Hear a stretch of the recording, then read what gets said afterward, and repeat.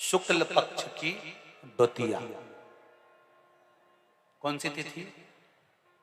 अरे बोलो जम के। शुक्ल पक्ष की द्वितीया, दूज। जो शुक्ल पक्ष की दूज आती है ना, द्वितीया। शंकर भगवान के फोटो का दर्शन करा है आप लोगों ने? बोलो तो जम के, करा है ना सबने? शंकर भगवान के चित्र का दर्शन करिए, शंकर भगवान के फोटो का दर्शन करिए, शंकर भगवान की मूर्ति का दर्शन करिए। शंकर भगवान के मस्तक पर जो चंद्रमा रखा हुआ देखते हैं आप लोग, शिव जी के मस्तक पर जो चंद्र देखते हैं, वो चंद्र कौन सी तिथि का रखा था शंकर भगवान? कभी कभी अगर आपकी समाज में प्रश्न मंच होता है ना, तो उसमें प्रश्न पूछना चाहिए कि शंकर भगवान के मस्तक पर जो चंद्रमा रखा है वो कौन सी तिथि का रखा है? एकम, दूसरी, चतुर्थी, पंचमी, छठ, सप्तमी, अष्टमी, नवमी, दसवीं, 11, 12 पूछ लेना चाहिए कि कौन सी तिथि का चंद्रमा भगवान शंकर के मस्तक पर रखा है। तो हमारा शास्त्र कहता है, स्कंद पुराण कहती है, पद्म पुराण कहती है, अग्नि पुराण कहती है, लिंग पुराण कहती है, नर्मदा पुराण कहती है, नारद पुराण कहती है, और कूर्म पुराण और विष्णु पुराण वर्णन करती है कि शिव जी के मस्तक पर जो चंद्र रखा है वो शुक्ल पक्ष की द्वितीया का रखा है।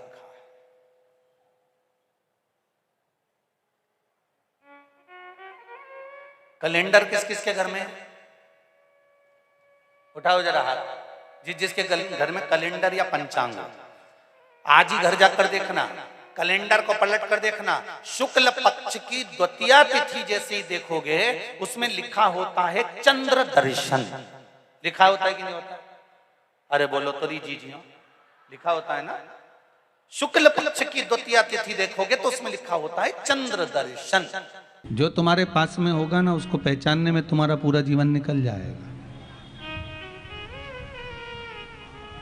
वो कहते हैं दूर के ढोल सुहावने लगते हैं। दूसरे को तो तुम श्रेष्ठ बता सकते हो, दूसरे को तुम कह सकते हो कि ये अच्छा है, ये बुरा है, ये ऐसा है, वो वैसा है। आप दूसरे को तो कह सकते हो कि वो ऐसा वो वैसा, और दूसरे के लिए आप वर्णन भी कर सकते हो, दूसरे के लिए आप कह भी सकते हो। पर जो करीब में है, जो नज़दीक में है, जो तुम्हारे पास में है, जो तुम्हारे बिल्कुल साथ में रह रहा हो, नज़दीक में रह रहा हो, तुम्हारे पास में रह रहा हो, उसको पहचानना बड़ा कठिन है। उसी तरह भगवान विष्णु वैकुंठ निवास करते हैं, भगवान ब्रह्मदेव ब्रह्मलोक में निवास करते हैं, और भगवान शंकर मृत्युलोक में निवास करते हैं। भगवान शिव का जो निवास है वो मृत्युलोक, पृथ्वी, इस कैलाश पर्वत पर, इस मृत्युलोक में, इस भूमि पर उनका निवास है।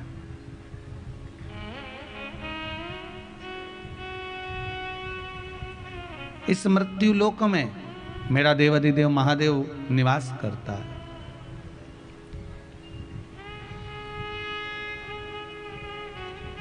हम उसी को नहीं पहचान पाते।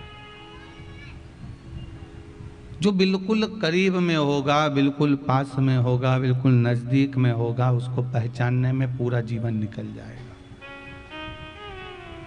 पत्नी पति को नहीं पहचान पाती, पति पत्नी को नहीं पहचान पाता, बच्चे माँ बाप को नहीं पहचान पाते। जब वो चले जाएं, माता पिता चले गए, तब बच्चों को समझ में आया कि माता पिता थे तो हमारा जीवन कैसा था, हमारे जीवन की श्रेष्ठता कैसी थी, हमारे जीवन का आनंद कैसा था। एक बात पहले भी कथा में कही, आज फिर कहते हैं कि माता पिता कल्प वृक्ष की तरह है।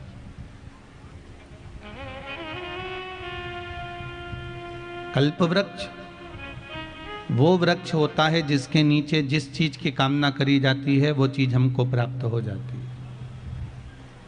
एक व्यक्ति जंगल में से जा रहा था, जाते जाते एक वृक्ष के नीचे रुक गया उसको लगा कि भगवान बहुत भूख लग रही है, कहीं से भोजन मिल जाता तो कितना अच्छा होता। इतने में तो सोने की थाली में उसके लिए भोजन आ गया। उसको ये महसूस नहीं हो रहा कि मैं कल्प वृक्ष के नीचे हूं। उसको नहीं मालूम कि मैं कल्प वृक्ष के नीचे हूं। उसको तो बस इतना लग रहा है कि मेरे को भोजन कहीं से मिल जाए, तो उसके लिए सोने की थाली में भोजन आ गया। थोड़ी देर बाद उसके मन में आया, भोजन तो कर लिया है, अब कहीं से अच्छा मखमल का गादी तकिया मिल जाए, कहीं कम्बल ब्लैंकेट अच्छा मिल जाए तो मैं सो जाऊं। भगवान ने ऐसी कृपा करी क्योंकि कल्प वृक्ष के नीचे था। कल्प वृक्ष के नीचे जिस चीज़ की कामना करेगा वो चीज़ आएगा। उसके लिए गादी तकिया आ गया, ब्लैंकेट अच्छा आ गया, कम्बल आ गया। उसको ओढ़कर बस लेटा ही था, इतने में उसके मन में आ गया और कहीं से शेर आ गया और मुझे खा गया, तो अब इतनी देर में शेर भी आ गया और उसको निपटा के चले भी गया। उसको भान नहीं हो पाया कि मैं कल्प वृक्ष के नीचे हूं। कल्प वृक्ष के नीचे जिस चीज की हम कामना करते हैं, कल्प वृक्ष के नीचे हम जिस वस्तु को सोचते हैं, कल्प वृक्ष के नीचे हम जिस चीज की कामना में डूबे रहते हैं, वो हमारे सामने आ जाती है। बच्चों के लिए माता पिता कल्प वृक्ष की तरह हैं। वो जो कामना करते हैं माता पिता के सामने कहते हैं, माता पिता भले कहीं से भी लाए, कर्जा कर कर लाए और लाकर देता ही है। वो माता पिता कल्प वृक्ष हैं। वो माता पिता कल्प वृक्ष की तरह होते हैं। उनको पहचानना कठिन है, उनको जानना कठिन। पत्नी पति को नहीं पहचान पाती, पति पत्नी को नहीं पहचान पाता।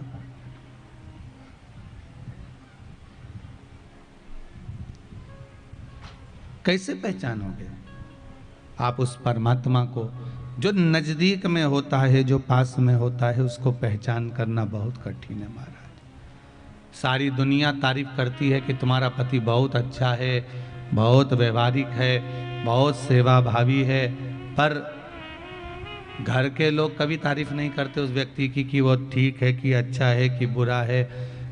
बहू के लिए पूरा मोहल्ले के लोग कह देंगे आपकी बहू अच्छी है, बहुत सेवा भावी है, बहुत आगे से आगे काम करती है, जहाँ जाती है वहाँ आगे बढ़कर कार्य करती है, सब कह देंगे। पर घर की सास कभी नहीं कहेगी कि मेरी बहू अच्छी है। पूरा मोहल्ला, पूरी समाज, पूरा गांव कह देगा कि ये बहुत अच्छी है, बहुत अच्छा व्यक्ति है, तुम्हारा लड़का बहुत अच्छा है, तुम्हारा बेटा बहुत अच्छा है, तुम्हारे ससुर बहुत अच्छे हैं, तुम्हारी सास बहुत अच्छी है। ये दुनिया के लोग तारीफ कर देंगे, पर घर का व्यक्ति कभी तारीफ नहीं करेगा, क्योंकि वो उनको पहचाना ही नहीं है ना भैया।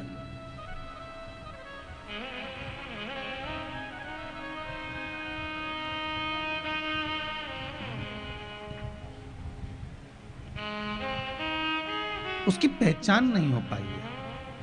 और इन नैनों से, इस दृष्टि से, जिस दिन हमने परमात्मा की पहचान कर ली, शंकर के लिए, मेरे भोलेनाथ जी के लिए, वो तो अब लोगों को शिव महापुराण की कथा सुनते सुनते सुनते सुनते ज्ञात हो गया कि शंकर भी कुछ है। नहीं तो इससे पहले तो लोगों ने शिव जी को ऐसा दबा दिया था कि शिव जी के मंदिर में लोग नहीं जाते थे। केवल एक सावन के महीने में चले गए तो चले गए, एक शिवरात्रि पर चले गए तो चले गए, इसके सिवाय कोई शिव मंदिर में जाना नहीं पसंद करता था। मालूम पड़े शंकर जी के मंदिर में भी जाओ तो मालूम पड़े बाहर ही कुत्ता ही बैठा रहता था, कोई अंदर ही प्रवेश नहीं करता था। शिव मंदिर में इतनी धूल जमी होती थी, इतना कचरा पड़ा होता था कि लोग शिव मंदिर में नहीं जाते थे अंदर। पर अब पहले लोग शिव को भी नहीं पहचानते थे, शंकर को जानने में इनको पूरा जीवन लग गया, शिव को पहचानने में पूरा जीवन निकाल दिया। पर अब जब से शिव महापुराण की कथा लोग श्रवण कर रहे हैं, जब से शंकर की कथा में लोग डूबे हुए हैं, तब से लोगों को अब धीरे धीरे ज्ञात होने लगा कि शंकर भी कुछ हैं, शिव की कथा भी कुछ रस तत्व वाली है, और शिव का स्मरण हमारे जीवन को सार्थक करने वाला है, हमारे जीवन को आनंदित करने वाला है। तब ज्ञात हुआ कि शंकर कुछ है।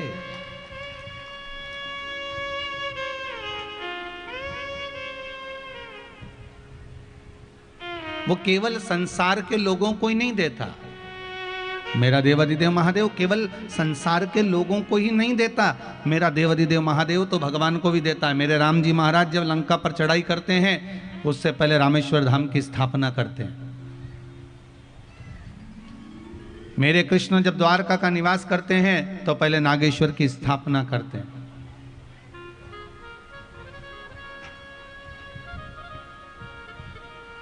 वो केवल मनुष्य को, मानव को, संसार के लोगों को ही प्रदान नहीं करता, वो तो भगवान को भी देता है। भगवान विष्णु को लक्ष्मी जी दे दी, सुदर्शन चक्र दे दिया, ब्रह्मा जी को वेद दे दिए, इंद्र को ऐरावत दे दिया, इंद्र को सुंदर कामधेनु दे दी।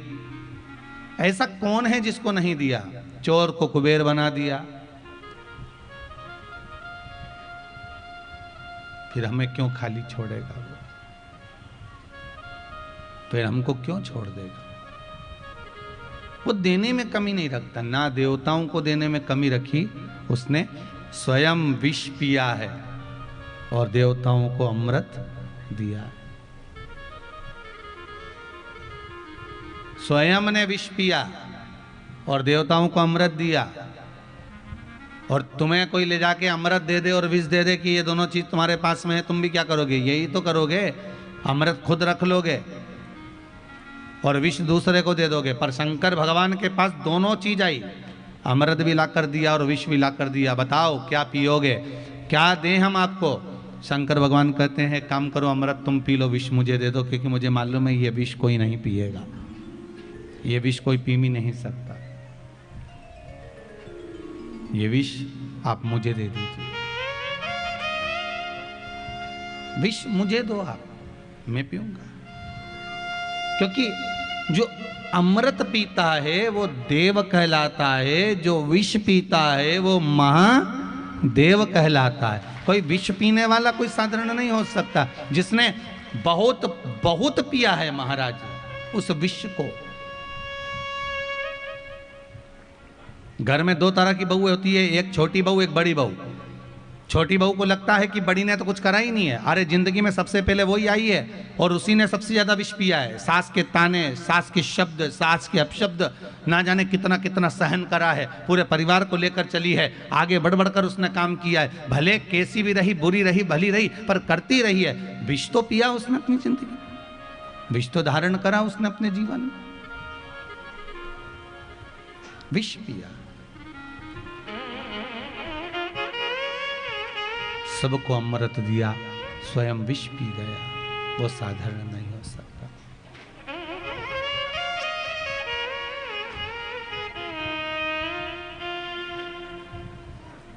महाराज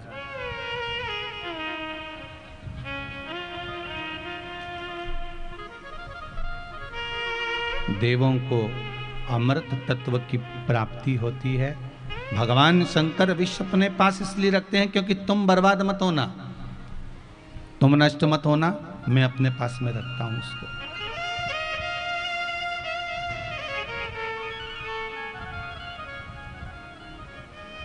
इसीलिए शायद कहते हैं विषधारी हो त्रिपुरारी हो,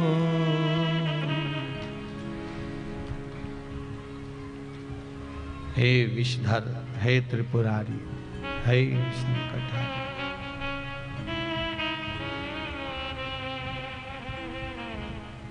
विषधारी हो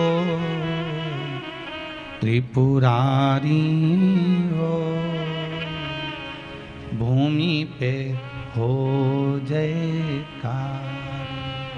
हे शंकर, हे शिव, हे त्रिलोकीनाथ, हे त्रिकालदर्शी, संपूर्ण ब्रह्मांड को आपने केवल दिया है, इस ब्रह्मांड से आपने कुछ लिया नहीं है। इसलिए हे शंभु, अब मेरा चित्त, मेरी वृत्ति, मेरा मन मैं आपको समर्पित करता हूं। क्यों? क्योंकि यह मन जब आपका हो गया, ये चित्त जब आपका हो गया, तो इससे बढ़कर कोई सुख नहीं होगा। शिव महापुराण की कथा कहती है जीवन बड़ा विचित्र है। इस जीवन में प्रत्येक दिन, रोज, प्रतिदिन अर्जुन, कौरव और पांडवों का युद्ध तो एक बार हुआ था, कौरव और पांडवों का युद्ध तो एक बार हुआ है। शिव महापुराण की कथा कहती है इस कली काल में, इस संसार में आपने अगर जन्म लिया है तो ये मनुष्य का इस संसार से, इस व्यवहार से प्रतिदिन का युद्ध है महाराज। आप ध्यान देना कि कौरव के इन युद्ध में भगवान कृष्ण और अर्जुन थे। कौरव और पांडवों के युद्ध में हमें दूसरी जगह अर्जुन और कृष्ण को ढूंढने नहीं जाना। शिव महापुराण की कथा कहती है संसार के इस युद्ध में, अपने व्यवहार के इस युद्ध में, कहीं इस संसार से जीतने के लिए, इस मानव जीवन को परमात्मा को समर्पित करने के लिए इस आत्मा को ही हमें कृष्ण बनाना पड़ेगा और इस आत्मा को ही हमें अर्जुन बनाना पड़ेगा। तब जाकर ये आत्मा परमात्मा का भजन करते करते परमात्मा के धाम तक पहुंच पाएगी और विजय प्राप्त कर पाएगी। नहीं तो विजय भी प्राप्त करना बड़ा मुश्किल है, इसकी प्राप्ति बड़ी कठिन है। हमें उसके ऊपर समर्पित होकर चलना, और जिस दिन हमारा समर्पण पूर्ण हो जाएगा, जिस दिन हमारा समर्पण श्रेष्ठता की ओर हो जाएगा, फिर हमको भटकना नहीं।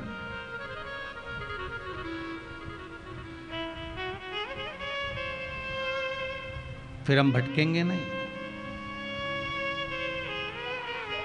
बस समर्पण यदि आपका हो गया, एक बार यदि आप भगवान शंकर के हो गए, एक बार देवादिदेव महादेव के हो गए, फिर क्या भटकना है महाराज। इन नेत्रों से हमें परख करना है भगवान की। इसलिए कहा हीरा को परखइयो राम कोई नहीं है। इस संसार में हीरा का परखदार कौन हो सकता है? कौन होगा हीरा का परखदार? एक राजा ने आज अपने सैनिकों से कहा आज ठंड ज्यादा पड़ रही है, बहुत तेज ठंड है, एक काम करो, आज की सभा महल के अंदर नहीं लगेगी, महल के बाहर लगेगी।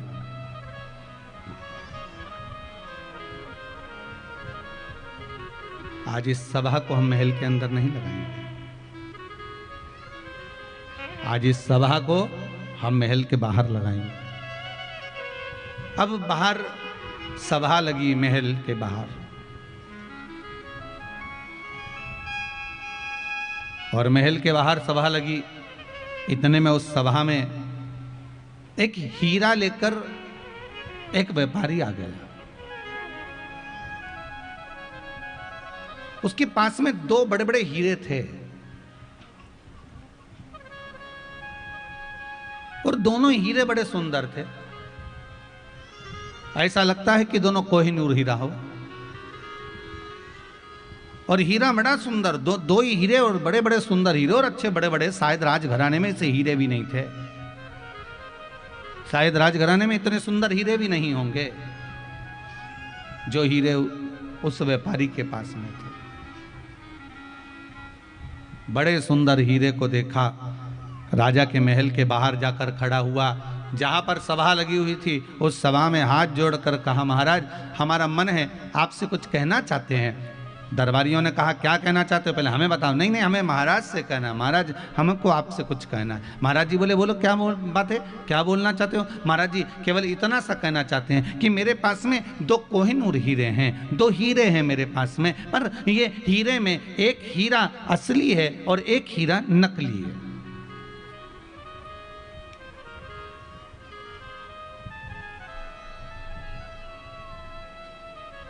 मेरे दो हीरों में एक हीरा असली है और एक हीरा नकली है। महाराज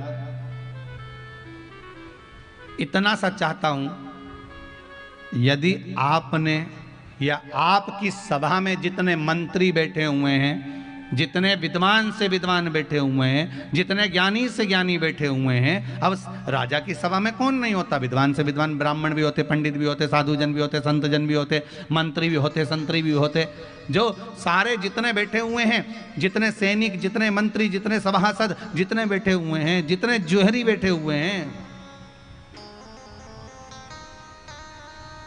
मेरा निवेदन है अगर आपकी सभा में और आप बता दोगे कि असली हीरा कौन सा है और नकली हीरा कौन सा है। आपने बता दिया असली कौन सा है तो मैं असली हीरा आपको देकर चले जाऊंगा, और अगर नहीं बताया तो आपसे हीरे की कीमत लेकर आऊंगा, क्योंकि मैं सारे राज्यों में घूमता घूमता आया हूं, हर राज्य में मैं जीतता आया हूं, क्योंकि आज तक कोई मिला ही नहीं कि जिसने बता दिया कि इसमें असली हीरा कौन सा। जितने का हीरा है उतने का रुपया मैं आपसे लेकर जाऊंगा। अगर आपने गलत उत्तर दिया तो, अगर हीरा असली बता दिया तो वो हीरा आपका, और हीरा असली नहीं बता पाए तो उस हीरे की कीमत आपको देना है, वो हीरे की कीमत आपको देना पड़ेगी। राजा ने कहा बड़े बुरे फंसे, अगर हीरा मालूम पड़ गया तो ठीक है कि मिल जाएगा, और अपने राज्य में इतना सुंदर हीरा है भी नहीं और इतना बढ़िया हीरा अपने को प्राप्त हो जाएगा। पर दिक्कत इस बात की है, अगर हीरा नहीं पहचान में आया तो बताओ 5-10 करोड़ रुपए तो वैसे ही देना पड़ेगा, और ना जाने कितने ले जाए इसका क्या भरोसा है, क्योंकि 10 करोड़ से कम का हीरा तो दिख नहीं दिया। अब इतना हीरे का पेमेंट तो देना ही पड़ेगा। फिर भी राजा ने कहा हमारे पास में बहुत अच्छे अच्छे जौहरी बैठे हुए हैं, हमारे पास में बहुत बड़े बड़े सभासद बैठे हुए हैं, हमारे पास में बहुत बड़े बड़े मंत्री बैठे हुए हैं, सब बताएंगे कि हीरा कौन सा असली है कौन सा नकली है, ये सब बताएंगे। राजा ने सबको कहा जाओ देखो जरा, जाते जाओ। अब कुछ तो उठ के जाने लगे, पर कुछ के मन में आया अगर हमने बता दिया और ये नकली निकला तो राजा हमारा माथा खा जाएगा, हम तो उठे ही नहीं तो अच्छा है। अब आधे उठ नहीं रहे, कोई जा रहा है कोई आ रहा है, कोई नहीं जा रहा कोई नहीं आ रहा, आधे जा रहे हैं आधे आ रहे हैं, उठते ही सब हार गए, कोई उठने को तैयार नहीं हुआ, कुछ लोग गए तो उत्तर दे नहीं पाए। आखिरी में एक अंधा व्यक्ति बाहर खड़ा हुआ था, कोई अंधा बाबा बाहर खड़ा हुआ था। उस अंधे बाबा ने अंदर सूचना पहुंचाई कि मेरे को आवाज सुनाई दिए कि कोई 2 हीरे लेकर आया है, और वो हीरे पूछ रहा है इसमें असली कौन सा नकली कौन सा। तो अंधा बाबा बोला मुझे अंदर ले चलो, मैं बता सकता हूं कि असली हीरा कौन सा है और नकली हीरा कौन सा है। सैनिक लोग हंसने लगे, बताओ एक तो आंख से अंधा, हीरे को तो देख नहीं सकता, और असली और नकली बताएगा कैसे ये। एक तो आंख से अंधा है, अब असली और नकली हीरा ये बताएगा कैसे। फिर भी अंदर ले गए सैनिकों ने, जाकर कहा महाराज दरवाजे पर एक अंधा बाबा आया है, अंधा बाबा कह रहा है कि हीरा मैं बताऊंगा। राजा ने कहा लेके आओ उसको, अंदर लेके आओ। राजा ने कहा महाराज आपको मालूम है आप आंख से अंधे हो। बाबा बोला हाँ हाँ महाराज जी मेरे को मालूम, मेरी आंखें नहीं है, बचपन से मेरी आंख गई हुई है। अच्छा तो आप कैसे बता सकते हो कि हीरा असली है कि नकली? अंधे बाबा बोले ये तो हीरा देख के बताऊंगा। तो आंख तो है ही नहीं, देखोगे क्या? नहीं मुझे बताना है बस आप मुझे। अब राजा ने मन में सोचा एक ने भी तो नहीं बताया, अब जो होगा देखा जाएगा, इस अंधे पर विश्वास करो। और अंधे पर विश्वास करा, अंधे को ले जाकर हीरे के पास खड़ा करा, हीरे के पास खड़ा करा। हीरे को देखकर अंधे ने बता दिया कि ये हीरा असली है और ये हीरा नकली है, पहचान कर बता दिया उसने। अंधे ने कह दिया ये हीरा असली है, ये हीरा नकली है। जैसे ही अंधे ने कहा, जो जौहरी था जो हीरा लेकर आया था व्यापारी, उसने कह दिया बिल्कुल सही बोला ये अंधा, ये अंधा बाबा बिल्कुल सही बोला है, ये हीरा असली है। राजा ने अपने नगर में डोंडी पिटवा दी, बहुत जोरदार आनंद में ये हीरा में प्राप्त हो गया, बिना पैसे के बिना शुल्क के। सारा तैयारी होने लगी, नगर में डोंडियां पिटने लगी, दरवाजे पर द्वार पर घी के दिए जलने लगे, पूरे नगर में आनंद हो गया। करोड़ों रुपए का हीरा आज फ्री में मिल गया, इस अंधे के चक्कर में, इस अंधे बाबा के चक्कर में। पर राजा के हृदय में खलबली मची रही कि अंधा जब अच्छे अच्छे व्यापारी नहीं पहचान पाए, जौहरी नहीं पहचान पाए, सैनिक नहीं पहचान पाए, सभासद नहीं पहचान पाए, तो ये अंधे ने कैसे पहचान लिया? तो राजा उस अंधे के पास गया, अंधे से जाकर पूछा बाबा ये तो बताओ कि तुम पहचान जाने कैसे, तुम्हारी तो आंखें नहीं थी। इतने में वो अंधा बाबा बोला, महाराज बात इतनी सी है, धूप बहुत तेज पड़ रही है, उस धूप में मैंने दोनों को हाथ लगा कर देखा, जो धूप में गर्म हो गया था वो कांच का टुकड़ा था, जो ठंडा था धूप में वो हीरा था।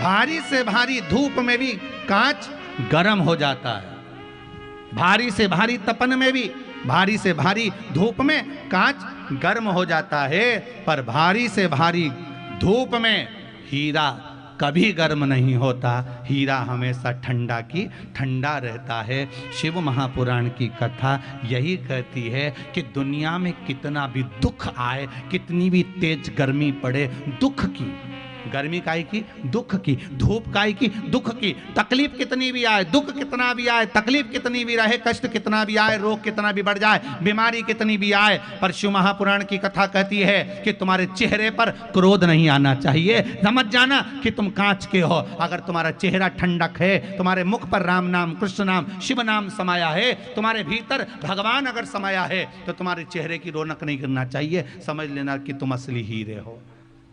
असली और नकली की पहचान करना, ये हीरा की कथा कहती है। हीरे की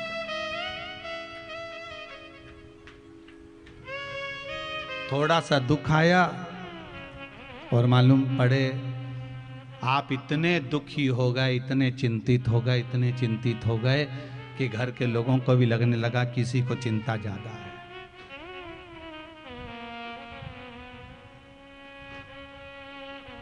देने वाला परमात्मा है, लेने वाला परमात्मा है।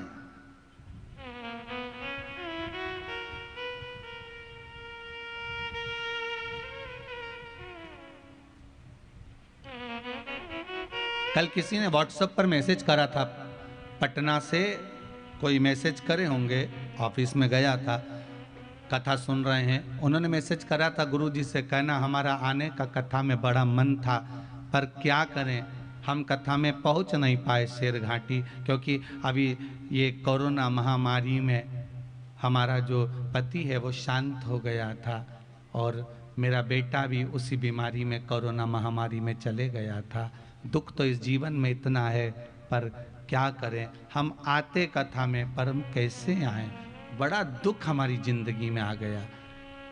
अगर वो कथा सुन रहे हैं, पटना में बैठकर भी अगर इस कथा को सुन रहे हैं, तो उनसे निवेदन करूंगा, देने वाला भी मेरा महादेव है और लेने वाला भी महादेव है। आप इस विचार से अब हट जाइए कि क्या था, क्या गया, क्या पाया, क्या खोया, ये विचार नहीं करना हमको।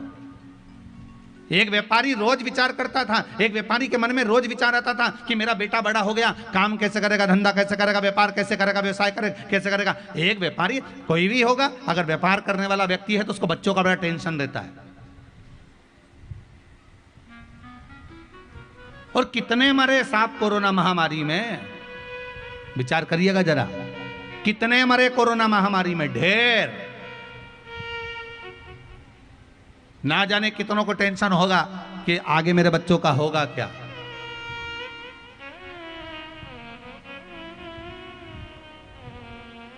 आगे मेरे बच्चों का होगा क्या। सीहोर कुबेरेश्वर धाम पर तो एक बेटी मिलने के लिए आई थी, वो बेटी के शब्द थे, छोटी सी बेटी थी, लगभग होगी 20-22 साल की, 19-20-22 साल की। वो बेटी आंखों में जल भर कर कहती है कि अब पिता भी नहीं रहे कोरोना महामारी में, मेरे चाचा भी नहीं रहे कोरोना महामारी में, मेरी एक बहन है छोटी और एक छोटा भाई है 6 साल का, और एक चाचा का लड़का है 3, 3.5, 4 साल का, ऐसा कुछ उसने बताया था। गुरुदेव, परिवार में कोई कमाने वाला नहीं है, वो भी जॉब करते थे, नौकरी करते थे प्राइवेट, उसमें कुछ मिला नहीं। अब हम बस बाबा के भरोसे।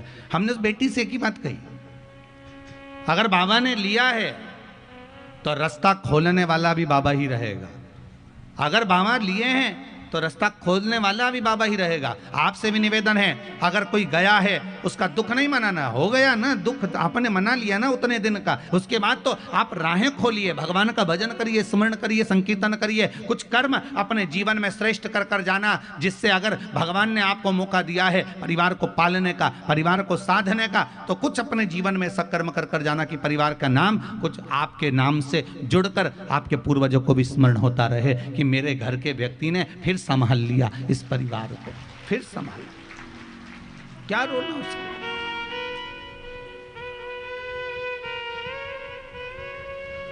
व्यापारी के मन में दुख रहता है, मेरा बेटा क्या करेगा, और केवल व्यापारी के मन में दुख नहीं है, आप जितने लोग कथा में बैठे हो ना, सबको टेंशन रहती है, हमारे बच्चे का क्या होगा, गुरुजी इसको आशीर्वाद दे दो, ये अच्छा कर लेगा, ये अच्छा कर लेगा।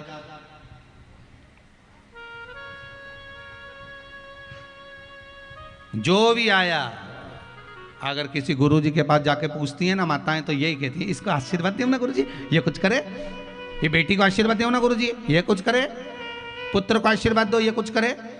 पर एक माता के मुख से यह नहीं निकला, एक माता के मुख से यह शब्द नहीं निकला कि गुरुजी मेरे बेटे को यह आशीर्वाद दो कि मेरी सेवा दिल और जान से करे, मेरे बच्चों को यह आशीर्वाद दो कि दिल जान से मेरी सेवा करे। नौकरी करे वो अपनी जगह पर है, क्योंकि भाग्य में लिखा है तो नौकरी तो करना पड़ेगी, सर्विस तो करना पड़ेगा, व्यापार तो करना पड़ेगा, पर सेवा भी करे वो साथ में हमारी।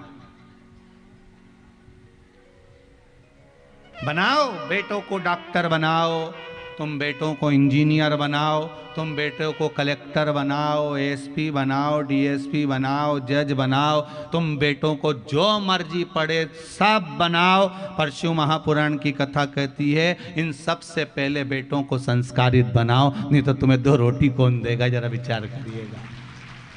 सबसे पहले बच्चों को संस्कारित बनाओ। हम अपने बच्चों को, प्रत्येक माता पिता बच्चे को राम बनाने की चेष्टा करते हैं और 20 दिन की कुसंगति बेटे को रावण बना देती है। आप बनाओ बच्चों को, मना नहीं, आप जो बनाना चाहते हो बनाइए, पर बेटे को सबसे पहले संस्कारित बनाने का प्रयास करिए, इनको संस्कार दीजिए।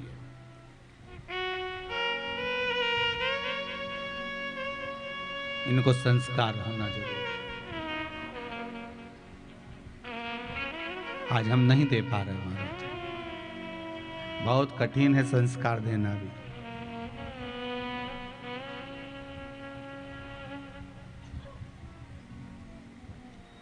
छोड़ दो उस परमात्मा पर। एक व्यापारी सोचता रहता था कि बच्चों का क्या होगा, क्या होगा, क्या होगा, क्या होगा। पर एक दिन पिता को अटैक आ गया, हार्ट अटैक आ गया, हॉस्पिटल में भर्ती करा। इसका लड़का दौड़ कर आया, पिता को अटैक आया, हॉस्पिटल में सेवा करने लगा। इसका एक दोस्त आ गया, वो भी सेवा में लग गया। समय निकल गया। 4-5 घंटे बाद डॉक्टर ने कहा अब तुम्हारे पिताजी खतरे के निशान से बाहर हैं, अब खतरा टल चुका है।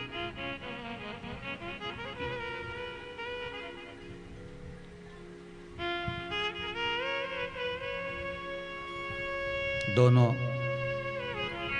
व्यापारी का लड़का और दोस्त बाहर गए, आइसक्रीम खाने लगे। मित्र ने कहा तुझे टेंशन नहीं हो रही, तेरे पापा को अटैक आ गया, अब ना जाने क्या होगा, तेरा व्यापार कैसे चलेगा, क्या होगा क्या नहीं होगा, तेरे को चिंता नहीं, तेरे को टेंशन नहीं, और तू यहाँ आइसक्रीम खा रहा है।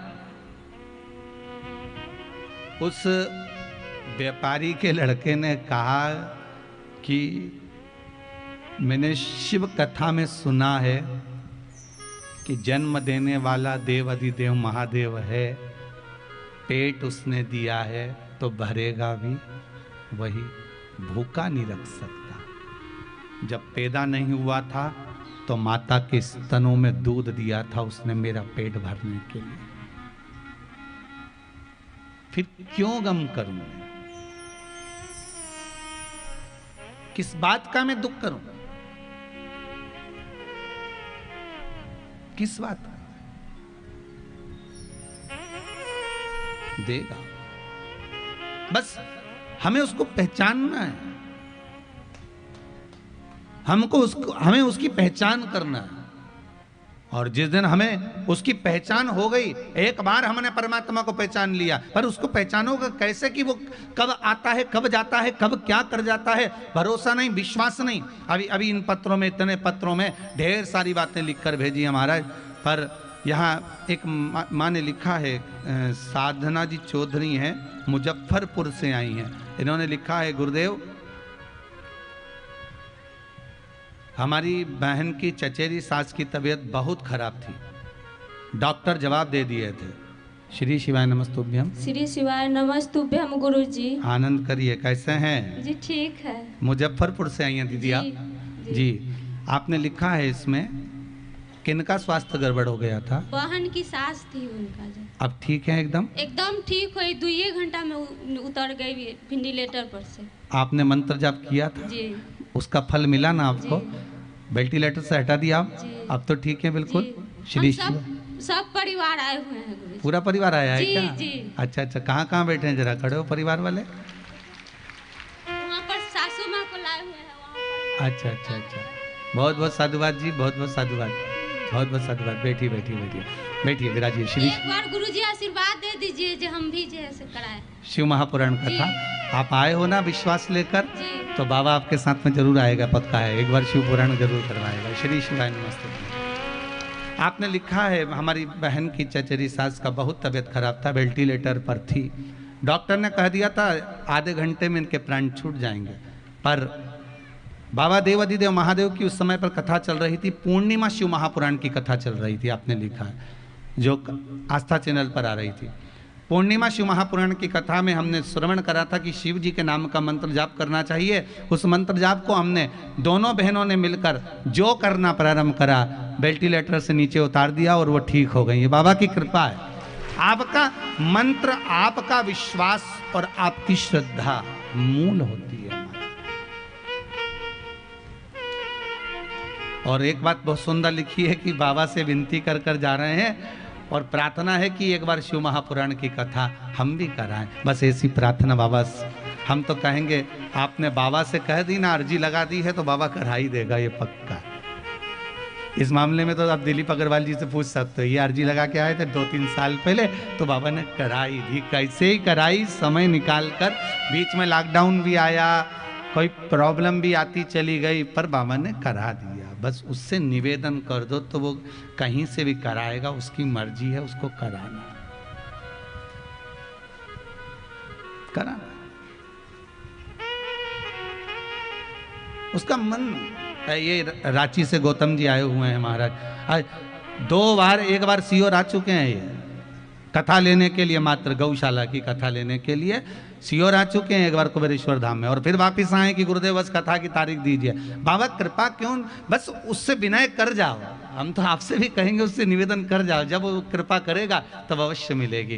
क्योंकि अभी तो कथाएं खैर बाबा की कृपा से 2023 तक तो बड़ी मुश्किल है, पर फिर भी बाबा जो कृपा करेगा, कहीं बीच बीच में योग लगाता रहेगा तो कथा बाबा दे ही रहेगा। श्री शिवाय नमस्तुभ्यम।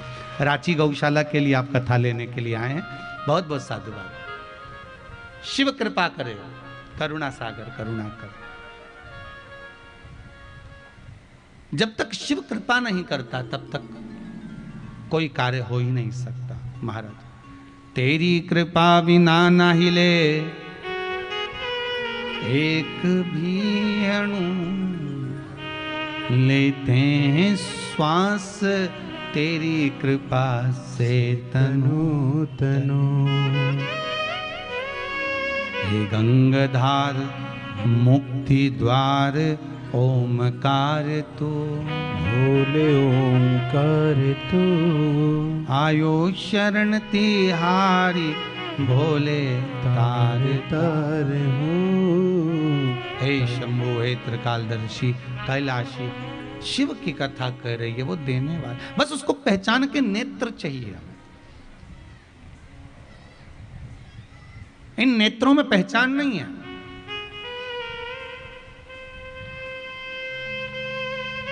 इन नेत्रों में जिस दिन पहचान आ जाएगी ना, उस दिन जीवन सार्थक हो जाएगा। पत्नी पति को नहीं पहचान पाती। एक पति पत्नी बगीचे में घूम रहे थे, गार्डन में घूमते घूमते सामने से कुत्ता आ गया। अब कुत्ता आया, पत्नी को लगा ये मुझे काट खाएगा। दोनों पति पत्नी पीछे हुए, कुत्ता और आगे बढ़ा, दोनों पति पत्नी और पीछे हुए, कुत्ता और आगे बढ़ा, पति पत्नी दोनों पीछे हुए। पति को लगा ये कुत्ता मेरी पत्नी को ना काट खाए, अगर ये कुत्ता मेरी पत्नी को काट गया तो बच्चों का टिफिन कौन बनाएगा, स्कूल कौन भेजेगा, काम कौन करेगा, काम कौन करेगा, टिफिन कौन बनाएगा। तो ये कुत्ता मेरी पत्नी को नहीं काटना चाहिए। तो जैसे कुत्ता दौड़कर इनकी ओर आया, इसने पत्नी को गोदी में ले लिया कि कुत्ता मुझे काट ले पर मेरी पत्नी को नहीं काटना चाहिए। और उसने अपनी पत्नी को गोदी में लिया, जैसे ही गोदी में उठाया कुत्ता भाग गया। और कुत्ता भागा, इसने पत्नी को नीचे उतारा, पत्नी को जैसे ही नीचे उतारा इतने में तो पत्नी क्रोध में लाल हो गई और गुस्से में लाल होकर बोली, तुम्हें अक्ल है थोड़ी बहुत, दुनिया के लोग कुत्ते को भगाने के लिए पत्थर उठाते हैं, तुमने मुझे उठा लिया, तुमने मुझे उठा लिया। अब बेचारे ने अच्छे के लिए उठाया था कि इसको नहीं काटे, पर वो नहीं समझ पाई, उसमें इतनी विवेक था, उसकी दृष्टि में वो भाव प्रकट ही नहीं हुआ। बस यही हमें लगता है कि हम घर चला रहे हैं, हमें लगता है हम परिवार चला रहे हैं, हमें लगता है कि हम कमा रहे हैं, हमें लगता है कि हम कथा करवा रहे हैं, हमें लगता है कि हम कथा वाच रहे हैं, हमें लगता है कि हम कथा सुन रहे हैं। तो ये हमारा भ्रम है, मात्र भ्रम, इससे ज्यादा कुछ नहीं।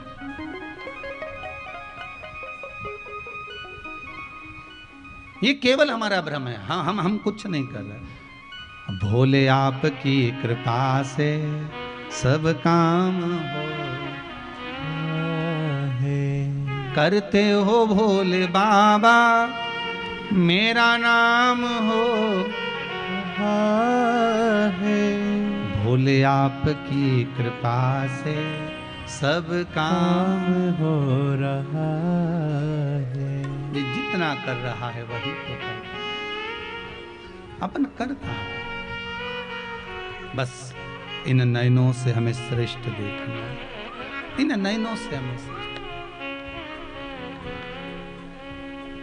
शिव उपासना, शिव की भक्ति, शंकर की आराधना कभी हारने नहीं दे सकती। शिव उपासना, शंकर की भक्ति, शंकर भगवान की आराधना, शंकर भगवान की उपासना कभी हारने नहीं दे सकती।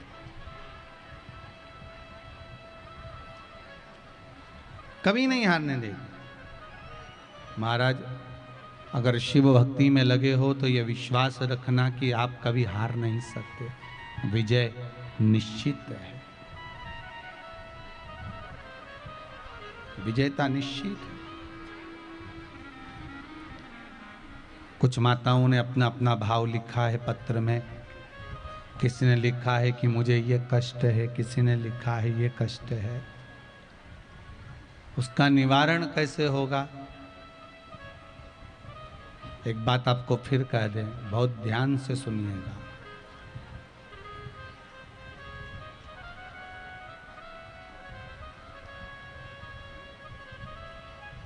एक 108 नंबर पर फोन लगाओगे तो एम्बुलेंस आती कि नहीं आती? अरे बोलो तो, आती है। 108 पर आपने फोन लगाया तो पुलिस भी आ जाती है, एम्बुलेंस भी आ जाती है, डॉक्टर भी आ जाता है, गाड़ी आके खड़ी हो जाती है। और यदि 108 बार श्री शिवाय नमस्तुभ्यम का जाप करोगे तो देवाधिदेव महादेव आएगा कि नहीं आएगा? ये विचार करिएगा थोड़ा सा। जब एम्बुलेंस आ सकती है 108 फोन लगाने पर, तो 108 बार उसका स्मरण करने पर तुम्हारा दुख नहीं मिटेगा क्या? आप जो कष्ट है जीवन में, दुख है, तकलीफ है, रोग है, बीमारी है, घर में कोई प्रॉब्लम है, हमें 10 जगह पर नहीं भटकना, हमें कहीं जाकर बोलना नहीं, हमें तो केवल शिव का भजन करना। एक लोटा पानी शंकर जी पे ले जाकर चढ़ा देना है। वो कहते हैं एक लोटा पानी और महादेव सबसे बड़ा दानी। बस इतना याद रखो, एक लोटा पानी चढ़ाया और दानी ने तुम्हारे ऊपर दान करना प्रारंभ कर दिया। फिर कोई टेंशन है ही नहीं। अब चिंता करने की अब जरूरत क्या है, अब टेंशन लेने की जरूरत क्या है। आप तो केवल एक लोटा पानी चढ़ाने का नियम जरूर बनाओ। कोई ना कोई अगर तुमने नियम बनाया है ना, तो वो नियम तुम्हारा अगर है तो शिव उसको साथ लेगा। नियम होना जरूरी है, कुछ भी नियम बनाओ पर बनाओ। एक कथा पहले कही थी, आप लोगों को ध्यान में होगा। एक गुरुजी ने अपने चेले से कह दिया, नियम ले कोई सा भी ले नियम। तो क्या गुरुजी मैं नौकरी करूं, सर्विस करूं, काम करूं, व्यापार करूं कि तुम्हारा नियम लो? नियम तो लेना पड़ेगा। कोई भी एक नियम बना ले। तो उसने सोचा नियम क्या लूं, तो उसने नियम लिया कि मेरे पास में एक कुम्हार का घर है, और कुम्हार का घर है तो वो मटका बनाता है, सुराही बनाता है। तो मैं एक काम करता हूँ, मेरे बिल्कुल बाजू में ही तो रहता है। एक नियम मंदिर जाने का नियम बनाऊंगा, जा पाया नहीं जा पाया। कहीं जाने का नियम बनाऊंगा, जा पाया ना जा पाया। व्रत का नियम बनाऊंगा, उपास कर पाया ना कर पाया। दान देने का नियम बनवाऊंगा तो वो दान कर पाया ना कर पाया। तो एक काम करता हूँ, रोज प्रतिदिन जब तक कुम्हार का मुंह नहीं देख लूंगा तब तक रोटी नहीं खाऊंगा, पक्का। अब कुम्हार का मुंह देखूंगा तब मैं रोटी खाऊंगा।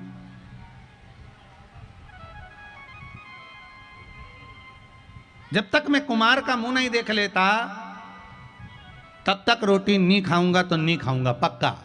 गुरुजी ने कहा पक्का नियम, बिल्कुल पक्का नियम। अब ये तो रोज क्या करता, पहले रोटी खाने से पहले जैसे गांव से आता, रोटी खाने से पहले छत पे जाता, कुम्हार का मुंह देख लेता, क्योंकि बेचारा तो बनाने में लगा मटका।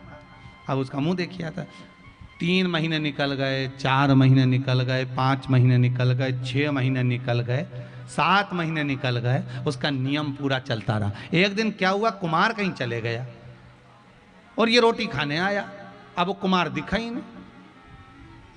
अब वो कुम्हार को ढूंढा, उसके घर गया। क्यों भाभी, ओ भाऊजी, ओ भाभी। भाभी जी बोली क्या बात है भैया? क्यों वो भैया कहाँ गए? कुम्हार भैया। तो क्या वो तो मिट्टी लेने गए, मिट्टी खोदने के लिए, मटके के लिए। अच्छा, बर्तन बनाने के लिए मिट्टी लेने गए। कहाँ गए? कि उधर गए। अब इसको भूख भी तेज लग रही, इसने ढूंढने निकला, गया। अब वहाँ जहाँ कुम्हार मिट्टी खोद रहा था वहीं पे उसको एक सोने का हंडा निकल गया। हंडा निकला और इतने में ये पहुंच गया। अब इसने तो हंडा मंडा तो देखा नहीं, क्योंकि इसको भूख तेज लग रही थी। इसने कुम्हार का मुंह देख लिया, दूर से देख लिया। देखते सी बोला देख लिया और भाग गया। अब कुमार को लगा कि इसने सोने का हंडा देख लिया, और देख लिया तो ये राजा के पास जाएगा, और राजा के पास जाकर कह देगा तो पूरा सोना भी चले जाएगा। कुमार इसके पीछे भागा दौड़कर, ये आगे भागा, क्योंकि इसको भूख लग रही थी। इसको नहीं मालूम कि सोने का अंडा मिला है, इसने तो बस क्या देख लिया, और ये भागा। अब कुमार इसके पीछे, ये आगे भागते ये सीधे पहुंच गए घर पे। ये रोटी खाने बैठा, कुमार इसके पीछे दौड़कर पहुंचा हंडा लेकर, और कपड़े में ढका हुआ। भैया देख लिया ना तूने? हाँ देख लिया। तो एक काम कर, आधा तू रख ले, आधा मैं रख लूं। इतने में उसने पूछा क्या आधा? उसने कपड़े में से खोल के बताया, ये सोने का हंडा निकला था और तूने देख लिया। इतने में उसने मन में सोचा, बताओ, मेरे गुरुजी ने कहा था एक नियम बना ले तेरा उद्धार हो जाएगा। मैंने नियम बनाया था मुंह देखने का, मालूम पड़े सोना आधा मिल गया। केवल एक नियम बना लो कि 1 लोटा पानी शंकर जी के मंदिर में रोज जाके जम के तो बोलो चढ़ाना है। तुम तो कोई भी एक नियम बना लो, कोई भी एक नियम बनाओ ना, तुम्हारा मन पड़े वो नियम बनाओ। पहले की माताओं का एक नियम था, पति के चरणों को रोज दबाऊंगी। आज के जमाने में तो गला दबा दे।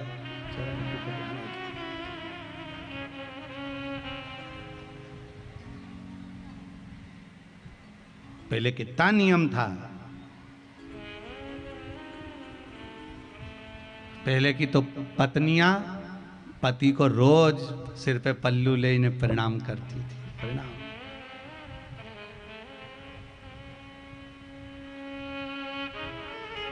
आप में से कितनी माताएं जो अपने पति को रोज प्रणाम करती है? हाथ उठाना। अरे एक हाथ तो उठा लो री। 1 2 3 4 5 6 7 8 9 10 बस 10 11 11:30। नहीं वो 11:30 इसलिए उठाया था, गिरा दिया, मैं समझ लिया छठ पे पड़ती होगी। इतनी तो समझ है वो करवा चौथ और छठ, बस इस पे जरूर पढ़ लेती होगी। और किसी किसी ने तो पड़ोसी का देख के उठा दिया होगा है। तुम कम पढ़ो क्या? देखा देखी में काम बिगड़ जाता है। देखा देखी तो कभी करना ही मत। पड़ोसन हाथ उठाए तो उसको देखकर कभी मत उठाना। देखा देखी में काम बिगड़ गया था। एक बार कक्षा 8वीं का पेपर, 8th क्लास का एग्जाम, कक्षा 8वीं का पेपर लिखने के लिए आ गया। दिल्ली की सबसे बड़ी मीनार का नाम लिखो। आगे वाले ने लिख दिया दिल्ली में कुतुब मीनार है, पीछे वाले ने आगे वाले का देखकर लिख दिया दिल्ली में कुतिया बीमार है। देखा देखी में काम बिगड़ जाता है, इसलिए देखा देखी तो करना ही मत ही हो। प्रणाम करना चाहिए। नियम तो नियम है, कोई भी एक नियम बना लो कि मैं प्रणाम करूंगी। नियम बनाओ तुम तो, नियम होना चाहिए। बना लो, आज से तुम भी एक नियम बना लो। देखो पाँव पड़ने में फायदा तुम्हारा ही है। पहली बार तुम जब पाँव पड़ोगी ना तो ये पक्का है कि वो भी तुम्हें 500 का नोट तो देगा, पक्का। ये पक्का है कि मिलेगा तो सही कुछ तो बना लो एक नियम ऐसा। प्रणाम करने में कुछ थोड़ी ना जाता है, नमन करने में कुछ जाए कुछ।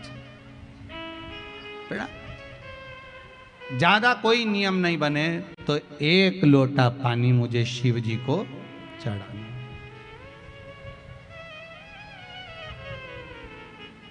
बनाओ नियम ऐसा। हाँ, रजो धर्म के समय पर, जब रजो धर्म रहेगा 7 दिन में काम नहीं कर पाऊंगी, तब मैं मंदिर जल चढ़ाने नहीं जाऊंगी, ठीक है। पर बाकी के दिन अगर मैं अपने नगर में हूँ, अपने गांव शेरघाटी में, या जहाँ से आप लोग आए हो, मैं अपने गांव में हूँ, तो शंकर जी के मंदिर में जाकर जल चढ़ाऊंगी।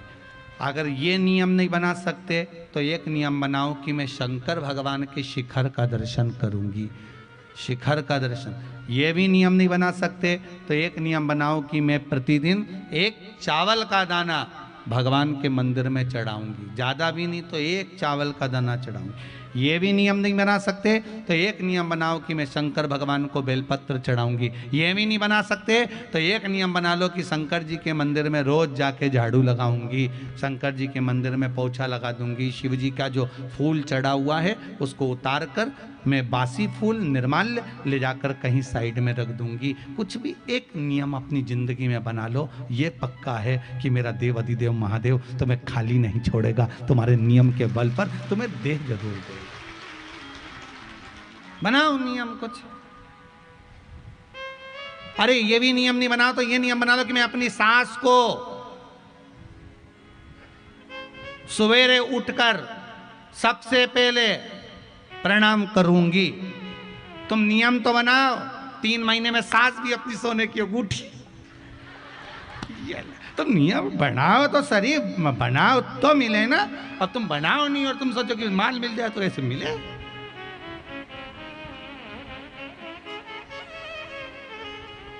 कौन मिलने वाला आज के जमाने?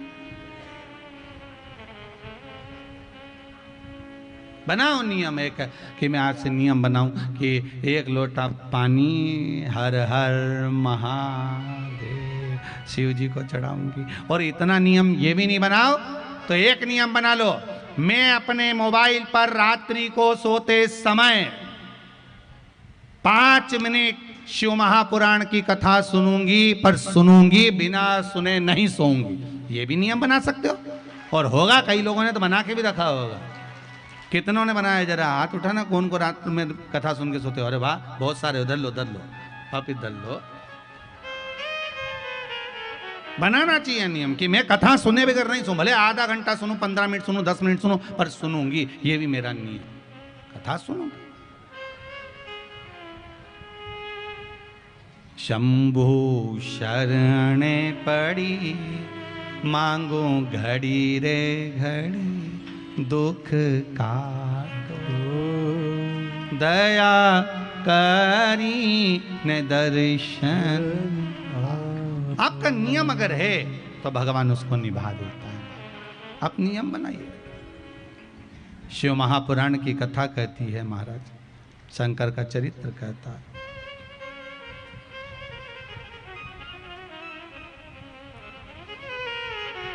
शिव का स्मरण आज विदल और उत्पल दो असुर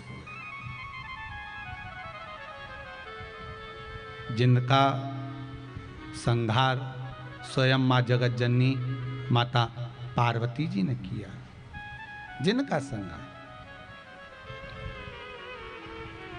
और विदल और उत्पल ये दोनों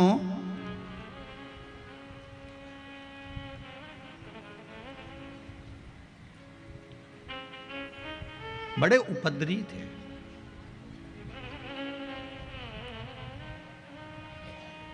अच्छा, एक बात बहुत ध्यान देना कि जितने भी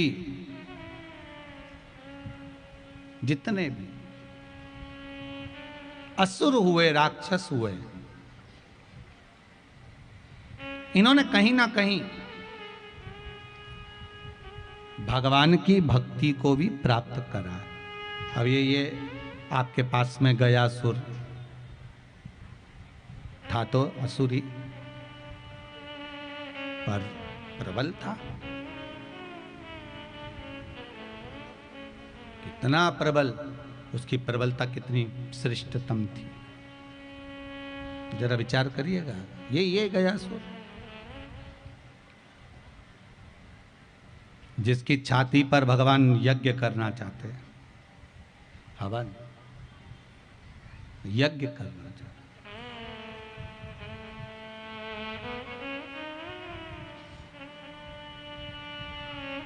और कौन करना चाह रहा है? ब्रह्मदेव।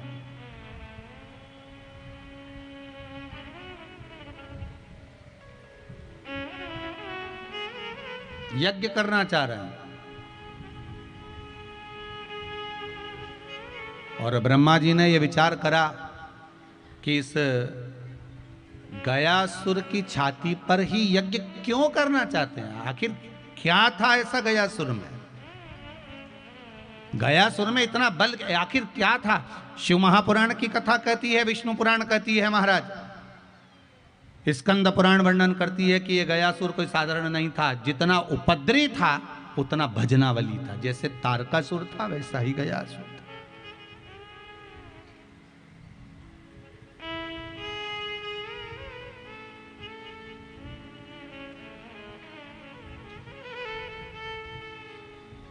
बड़ा अब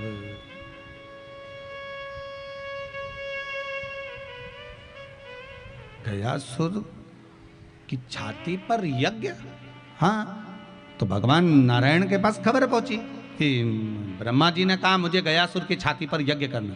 तो भगवान नारायण ने पूछा तुम्हें और कोई जगह नहीं मिल रही जो गयासुर की छाती पर यज्ञ करोगे? नहीं नहीं नहीं नहीं, गयासुर की छाती पर यज्ञ करना है। पर आपको मालूम है कि गयासुर राक्षस है, और राक्षस की छाती पर यज्ञ करोगे तो कोई सुख मिलने वाला है क्या?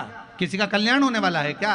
आप चिंता मत करो प्रभु, सबसे पहले मैं गयासुर की छाती पर अगर यज्ञ करूंगा तो पहले अमृत से इसको लीपूंगा। अमृत से लीपोगे? भगवान विष्णु ने कहा आपको मालूम है अमृत तो देवता लेकर गए थे और सबने पी लिया, अमृत बचा कहाँ है? इतने में ब्रह्मा जी ने कहा मुझे मालूम है अमृत एक जगह पर रखा हुआ है और उसको लाकर कोई विद्वान ही दे सकता है। कोई बुद्धि और विवेक में जो तीव्र होगा वो लाकर देगा। और बुद्धि और विवेक में तीव्र कौन हो सकता है? तो इतने में ब्रह्मदेव ने कहा आप चिंता मत करो, दुनिया का सबसे सुंदर पक्षी, दुनिया का सबसे अच्छा बोलने वाला पक्षी, दुनिया का सबसे मीठा बोलने वाला पक्षी, जो सुंदर भी बहुत है, जिसके सामने सारे हंस सारे बगुले फीके हो जाएं, ऐसा पक्षी मैं बुलवाता हूं, वो अमृत ढूंढेगा जो चतुर भी है, विद्वान भी है। तो के वो कौन सा पक्षी है? दुनिया का सबसे सुंदर पक्षी है कौन सा? कौवा। दुनिया का सबसे सुंदर पक्षी था कौवा। इतना सफेद था कौवा कि हंस भी उसके सामने फीके थे। इतना सफेद था कौवा कि उसके सामने बगुले भी फीके थे। इतना सुंदर था कौवा। कौवा इतना मीठा बोलता था कि कोयल की आवाज तो एकदम फीकी है कौवे के सामने। इतना मीठा कौवा बोलता था, इतना सुंदर था, इतना मीठा बोलता था। ब्रह्मा जी ने कौवे को बुलाया, कौवा इधर आओ। कौवे ने कहा, बोलिए प्रभु। ब्रह्मदेव आज्ञा करिए, क्या करना है मुझे? ब्रह्मा जी ने कहा, जाओ अमृत को ढूंढो, और अमृत अगर तुम्हें मिल जाए, अमृत अगर तुम ढूंढ लो तो तुम मुझे बता देना। अमृत को ढूंढने के बाद आप मुझे बताना, मैं अमृत को लेने जाऊंगा और अमृत को लेकर आऊंगा, और अमृत से गयासुर की छाती को लीपूंगा, शरीर को लीपन करूंगा, और उसके ऊपर फिर मैं हवन करूंगा, यज्ञ करूंगा। ठीक है। अब कौवे से कहा कि अमृत को देखकर आना, परख कर आना, पर एक बात का ध्यान रखना, कितनी भूख लगे, प्यास लगे, पर अमृत को मत चखना, क्योंकि यहां में झूठा कर देगा तो झूठा सामान यहां कैसे कम करूं। अब आप सब तो गया जी के नजदीक में रहते हो, तो आपको यह कथा ज्यादा मालूम होगी कि कौवा गया उड़ते उड़ते अमृत को ढूंढने के लिए, और कौवा जब अमृत ढूंढने के लिए गया, अमृत ढूंढकर जब कौवा ढूंढते ढूंढते 15 दिन 20 दिन निकल गए, कौवा भूखा प्यासा चले जा रहा है, तब जाकर कौवे को एक जगह पर अमृत मिला। पर कौवे को भूख बहुत लग रही थी, प्यास लग रही थी, कहीं पानी नहीं दिखा, कहीं भोजन नहीं मिला। कौवे ने उसी समय पर अमृत के पात्र को झूठा कर दिया।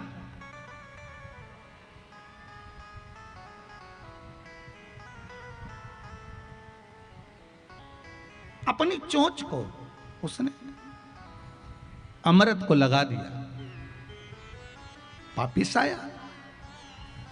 ब्रह्मा जी ने पूछा, क्यों कौवे? ए कौवे, अमृत मिला? हाँ प्रभु, अमृत मिल गया, मैं देखिए आया, वहां रखा है। बहुत थक गया था मैं, बहुत भूख लग रही थी मुझे, इसलिए मैंने उस अमृत को थोड़ा सा पी लिया, झूठा कर लिया मैंने उसको। ब्रह्मा जी को क्रोध आ गया और ब्रह्मा जी ने श्राप दे दिया, रे कौवे, तू इतना सफेद होकर तूने ऐसा काला काम करा है, मैं तुझे श्राप देता हूं कि तू काला हो जा। तूने अमृत को झूठा करा है, इतनी मीठी वाणी बोलने वाले ने मेरे साथ कपट करा, छल करा, मैं तुझे श्राप देता हूं कि तेरी वाणी कर्कश हो जा, तेरी वाणी बेकार हो जा।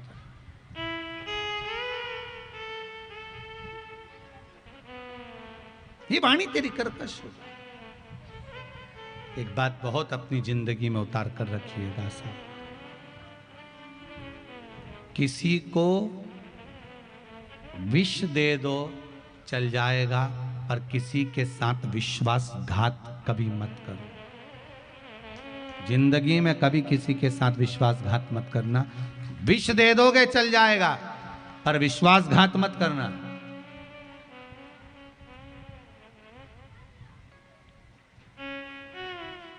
जिसने आपके लिए अपना पूरा सर्वस्व लुटा दिया, जिसने आपके लिए अपनी पूरी जिंदगी दे दी, सारा सुख, सारा वैभव, सारा धन दौलत आपके ऊपर लुटा दिया हो, ऐसे व्यक्ति से कभी भी कपट मत करना, छुपाना मत, छल मत करना और बेईमानी मत करना, विश्वासघात कभी मत करना।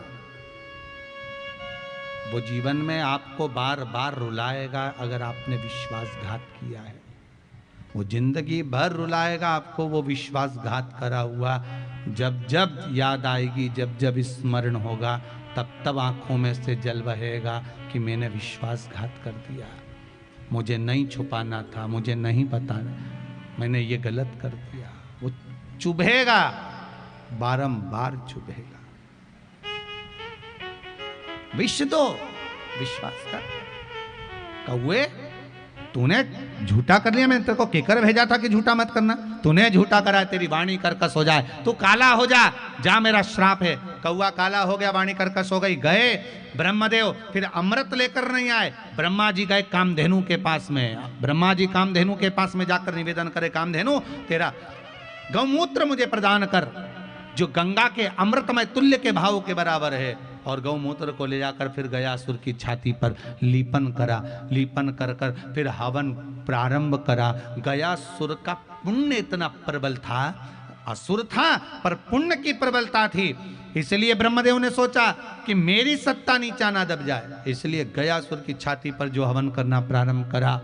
गयासुर की छाती जब अग्नि के भाव से जलने लगी, तड़फन उत्पन्न होने लगी, तब भगवान विष्णु को लगा कुछ करना पड़ेगा। भगवान विष्णु ने आकर अपना चरण रखा। चरण रखा, गयासुर को ठंडक महसूस हुई। गयासुर अब आराम से लेटा हुआ है, पर गयासुर ने भगवान विष्णु से कहा, प्रभु आपका चरण मेरे ऊपर रखा गया, जिस चरण को पाने के लिए देवता तक तरसते थे वो उनको नहीं मिला, मुझे मिल गया। ऐसी कौन सी कृपा आपकी प्राप्त हो गई। सारी दुनिया में जितने भी जीव भटक रहे होंगे, तेरे इस गया क्षेत्र में आने पर भले कोई पिंड का दान नहीं भी देगा, और गया क्षेत्र के अंतर्गत आकर अगर खड़ा भी हो जाएगा तो भी उसके जीवों का कल्याण हो जाएगा। ये वो गया क्षेत्र है, तू क्यों चिंता नहीं?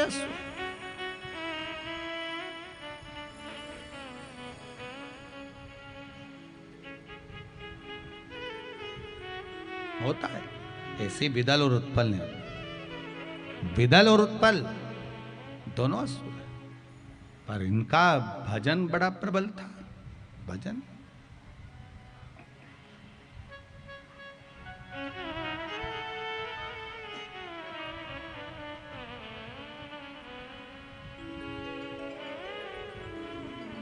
और विदल और उत्पल दोनों सम्मुख आए।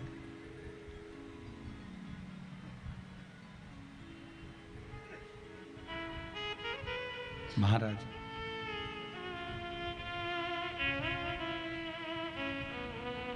जब देखा, पार्वती जी के सौंदर्य को देखकर लोभित हो गए। लोभित। एक बात बहुत ध्यान दीजिएगा, नारी की सुंदरता है, पुरुष की सुंदरता है, पर उसकी ओर आसक्ति होना ये श्रेष्ठता नहीं।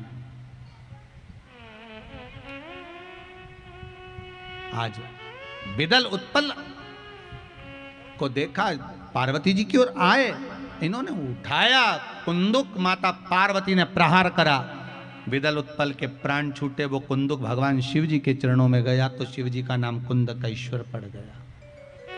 क्या नाम पड़ा है? कुंदकेश्वर। कुंदकेश्वर। भगवान कुंदकेश्वर का स्मरण अगर जीव करता है, भगवान कुंदकेश्वर का स्मरण करता है, नाम जाप करता है, उसका भी फल बहुत है महाराज। एक बात और अपने जीवन में उतारी है, कई माताओं ने प्रश्न, कुछ माताओं के हैं कि घर में लक्ष्मी नहीं है, संपदा नहीं है, बहुत दुखी चल रहे हैं। पहले तो आप वो जल का पात्र वाला उपाय कर लो जो पहले बताया है, वो नहीं कर सकते तो कुंदकेश्वर का उपाय करिए। बेलपत्री,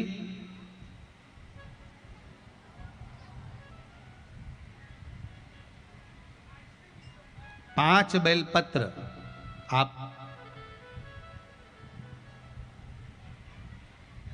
पांच बेलपत्र बेलपत्री को ले सकते हैं, और पांचों बेलपत्र में पीला चंदन पूरी बेलपत्री पर लगा लें। पीला चंदन, केवल एक बेलपत्र ऐसी हो जिस बेलपत्री पर आप गाय का घी लगाएं, क्या लगाना है? गाय का घी।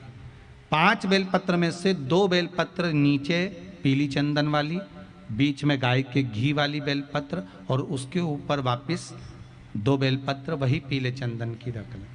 महाराज, प्रदोष के दिन व्यापार वाली जगह पर या अपने घर में जहां रसोई घर हो या पूजन का स्थान हो, उस 5 बेलपत्र को एक कटोरी में, एक बाटकी में रख लें और एक घी का दिया उस बेलपत्र के सम्मुख में लगाएं।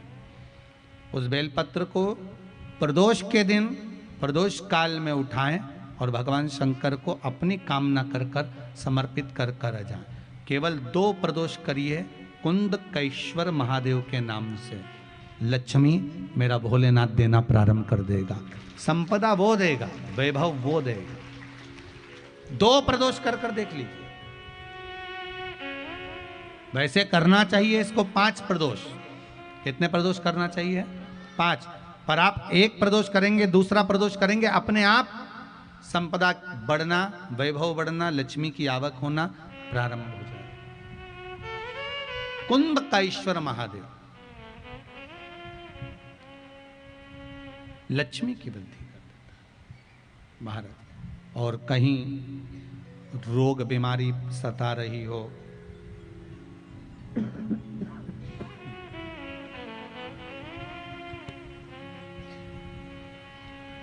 तो भी कुंदकेश्वर का स्मरण करना चाहिए। कुंदकेश्वर महादेव सुख देते हैं महाराज, वैभव देते हैं। ऐसे भगवान शिव जी के चरणों में जाकर कुंदुक गिरा। जब कुंदुक गिरा, शिव जी का नाम कुंदकेश्वर हो गया। बोल कुंदकेश्वर महादेव की जय। भगवान शंकर कुंदकेश्वर के रूप में विराजित हुए। आगे वर्णन आया है, शिव महापुराण की कथा कहती है, दनु नाम के राजा हुए जिनके 2 पुत्र थे, रंभ और करम।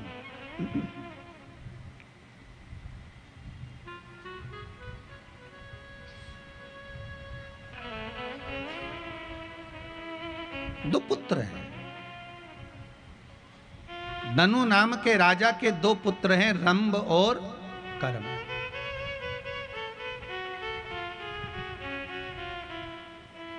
दोनों के घर में संतान नहीं, दोनों के घर में पुत्र नहीं, औलाद नहीं, संतान नहीं।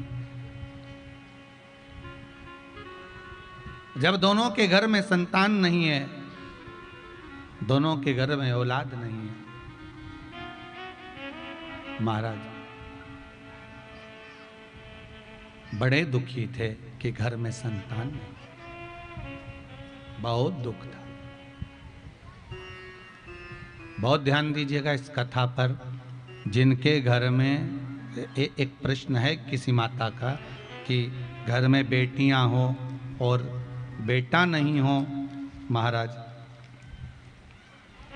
बेटियां हैं घर में पर बेटा नहीं हो, तो दुनिया के लोग कहते हैं वंश कैसे बढ़ेगा, वंश कैसे चलेगा। पत्र है, आया है हमारे पास में लिखा हुआ। पर शिव महापुराण की कथा तो कहती है, शंकर की कथा कहती है, शिव का अनुमोदन कहता है, शिव चर्चा कहती है, शिव स्मरण कहता है कि आज के समय में बेटी क्या बेटे से कम है? अरे बोलो तो जम के, कम है क्या? नहीं ना। पुत्र बेटा एक कुल को तारता है और बेटी 2 कुल को तारती है, अपने ससुराल का भी और मायके का भी। कम नहीं है।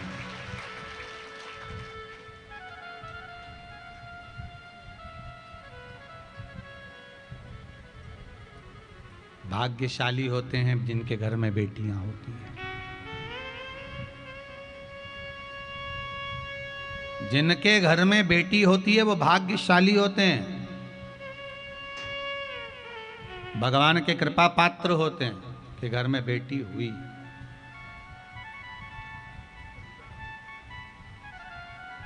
रंभ करम्ब के घर में संतान नहीं है। होता है कभी कभी ऐसा योग रहता है, कोई कहे कि हमारे यहाँ संतान का सुख नहीं, हमारे यहाँ इतने साल शादी के हो गए, औलाद नहीं, संतान नहीं, भगवान शंकर का स्मरण करो। शिव महापुराण में 2-3 उपाय पहले बताए हैं तुमरुका जी के, पीपल के पत्ते के, यूट्यूब पर डले हुए हैं, उस पर सर्च करो, उसको निकालो और निकालने के बाद उसको उपाय को करो, कर कर तो देखो उपाय, और विश्वास रखकर करोगे तो शिव क्यों ना मिलेगा। अगर विश्वास रखकर कराए तो भगवान देगा, जो ये पक्का, विश्वास रखकर करो। भरोसो दृढ़ इन चरण न कैरो, श्री वल्लभ नक चंद्र छटाविन, सब जग माही अंधेरो। अगर विश्वास पक्का है तो शिव भी मिले।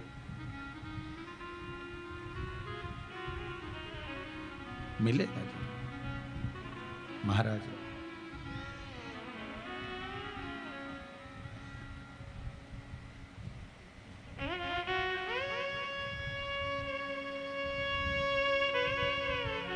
शिव पुराण कह रही है, शंकर की कथा कह रही है।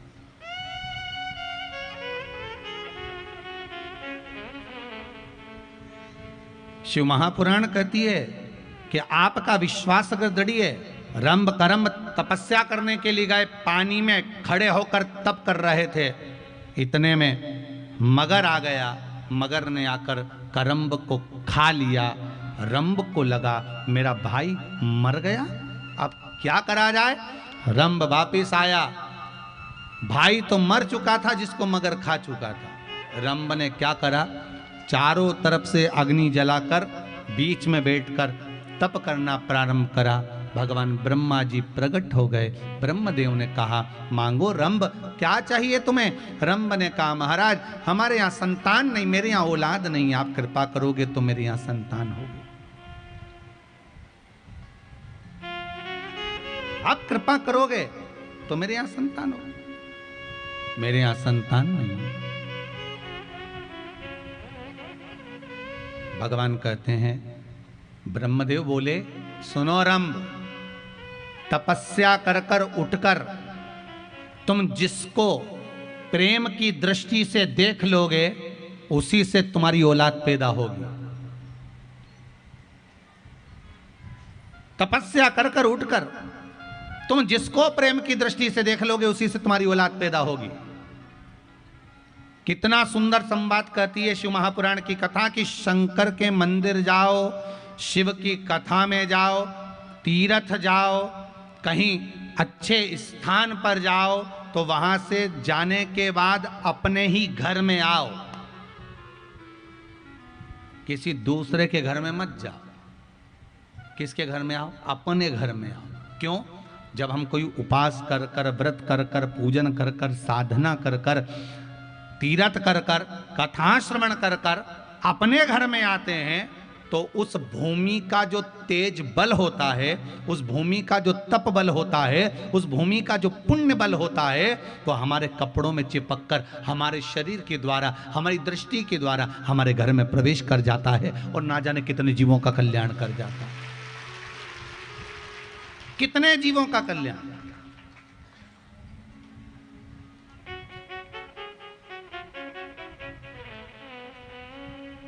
पर हमारी आदत है, हम जब भी कहीं अच्छी जगह जाते हैं ना तो पहले वहां से आते आते मैं मेरी बहन के घर घूम के आती हूँ। अब मालूम पड़े गई थी कथा में और पहुंच गई बहन के घर, कथा सुनी, बहन के घर गई, फिर बहन के घर खा पी के आराम से आनंद के साथ फिर घर पहुंच रही है।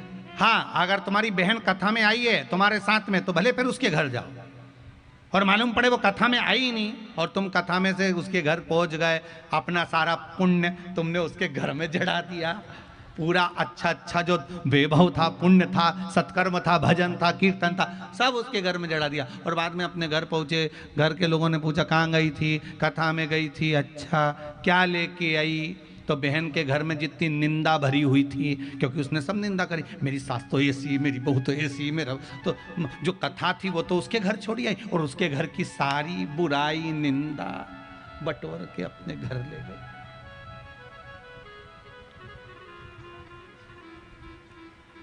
क्या लेने गए थे कथा में? पुण्य। क्या लेकर जा रहे हो? जम के तो बोलो।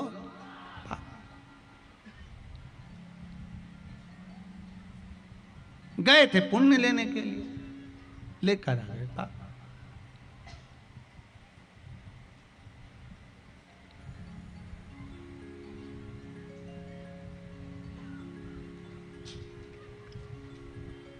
महाराज यही कथा करें।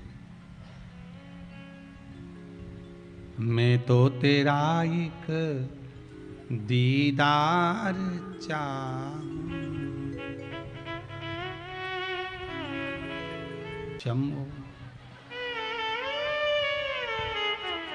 अच्छा ये भी पक्का है, तुम सोची तो होगी कि ये कथा में ये कहाँ की बात है कि बता जो हाथ उठा के हर हर महादेव नहीं बोले उसे उठा लीजिए। नी भी अगर मन हो तो भी उठाना तो पड़े। अच्छा यही बात एक बार एक मोटरसाइकिल वाले भैया ने बेचारे ने मैसेज करके लिखा कि तुम्हारे ये मत बोला करो कि हम कथा हेडफोन लगा के काम करते करते मोटरसाइकिल चलाते चलाते सुने, अब बीच में मालूम तुम बोल दो कि हाथ उठा के नहीं बोले उसे भगवान उठा ले, तो हमको गाड़ी खड़ी करना पड़े, फिर बंद करना पड़े, फिर हर हर महादेव बोले, तो आसपास वाले सोचे पगला गया।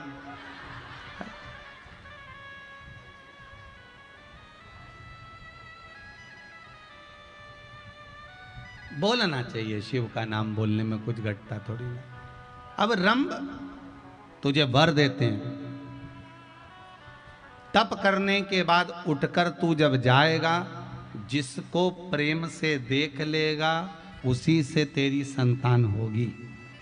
अब रंभ ने तप करने के बाद उठा और फिर निवेदन है कहीं पर भी अच्छी जगह जाओ, भजन कीर्तन सत्संग संकीर्तन मंदिर देवालय तीर्थ, पहले अपने घर जाओ।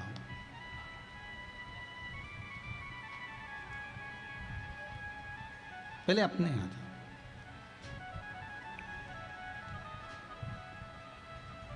जैसे ही रंभ तब कर कर उठा, उठकर जाने लगा, सामने से एक महिष निकल कर जा रही थी। कौन निकल के जा रही है? महिष। महिष मतलब भैंस। और उस भैंस को रंभ ने प्रेम से देख लिया और इसको वर था, जिसको प्रेम से देखेगा उसी से इसकी संतान होगी, उसका गर्भ ठेर जाएगा। और रंभ ने उस महिष को, उस भैंस को प्रेम से देखा, भैंस का गर्भ ठेर गया। भैंस का गर्भ ठेर।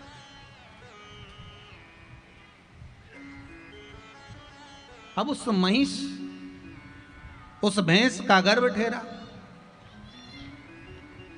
गर्भवती भैंस महिष जब अपने घर पहुंची तो उसका जो पति था भैंसा, महिषा, उसने देखा कि मेरी पत्नी गर्भित कैसे हो गई। वो महिषा भी कोई साधारण नहीं था, बहुत तपी था। उसने तप साधना से ध्यान लगाकर देखा कि मेरी महिष, मेरी भैंस का गर्भ कैसे ठहरा है। तो उसको ध्यान में आ गया कि वो रंभ की दृष्टि से गर्भ ठहरा है, मतलब इसके गर्भ में रंभ की संतान है। क्रोध आ गया, इतना क्रोधी हुआ वो महिषा, वो भैंसा दौड़ कर गया जहां पर रंभ जा रहा था रास्ते से, उसके प्राणों को हर लिया। रंभ भी मर गया, रंभ मर गया। अब रंभ के प्राण चले गए। रंभ जब मरा, राजघराने से उसका अंतिम संस्कार किया गया, चिता जलाई, चिता बनाई, उस पर रंभ को सुलाया और आग लगाई। इतने में महिष को लगा, भैंस को लगा कि मेरे गर्भ में जो संतान है वो इस रंभ की है, मेरे गर्भ में जो औलाद है वो इस रंभ की है। और मैं गर्भित महिषा क्यों ना अपने पति के साथ सती हो जाऊं। अगर इसकी संतान मेरे गर्भ में है तो ये मेरा पति ही तो कहलाएगा। और वो जलती हुई चिता में भैंस कूद गई। जैसे ही महिष कूदी, भैंस कूदी, जलती हुई चिता से उस महिष के गर्भ से एक बेटे ने जन्म लिया जिसका नाम महिषासुर हुआ। क्या नाम पड़ा? महिषासुर। अब महिषासुर का जन्म हो गया, उसका राज्य की स्थापना हो गई, चारों तरफ उसने अपना राज्य घोषित कर दिया। एक दिन तप करने के लिए गया ब्रह्मदेव का। ब्रह्मा जी का तप कर रहा था।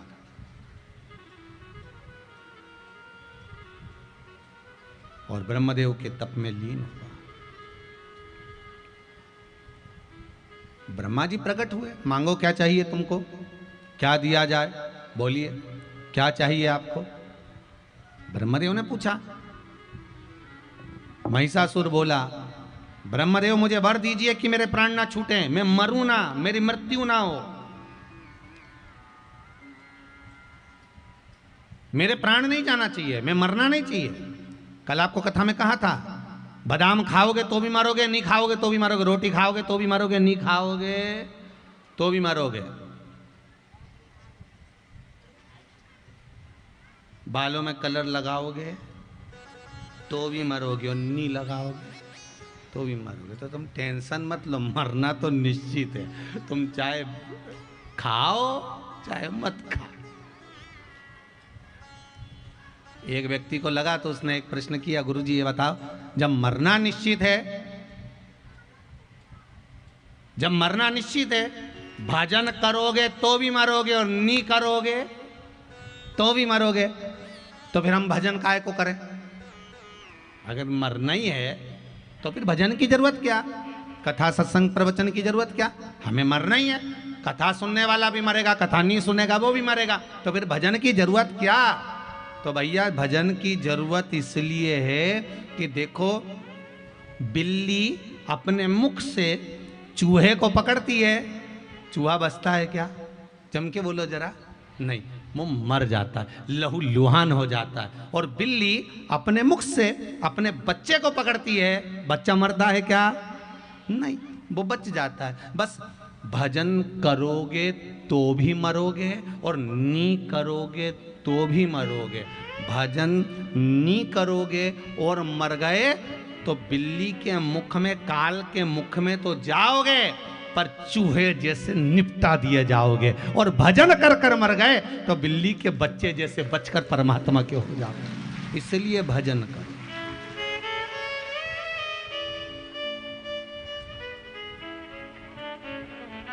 मृत्यु निश्चित है, मरना निश्चित है।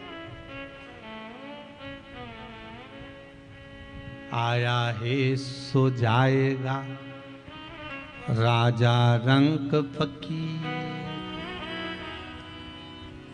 आया है जाए।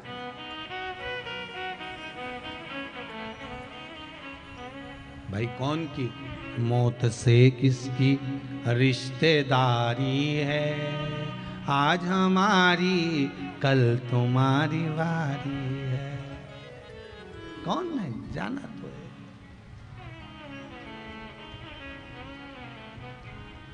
मौत से किसकी रिश्तेदारी है, आज हमारी कल तुम्हारी वारी है। जाना है, निश्चित है, पक्का है।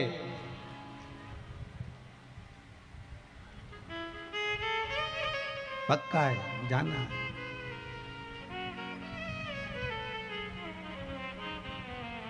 इसीलिए शायद बार बार कहते हैं साधु सन्यासी लोग कि माटी के पुतले तुझको कितना गुमान है, कितना अहंकार तेरे भीतर है।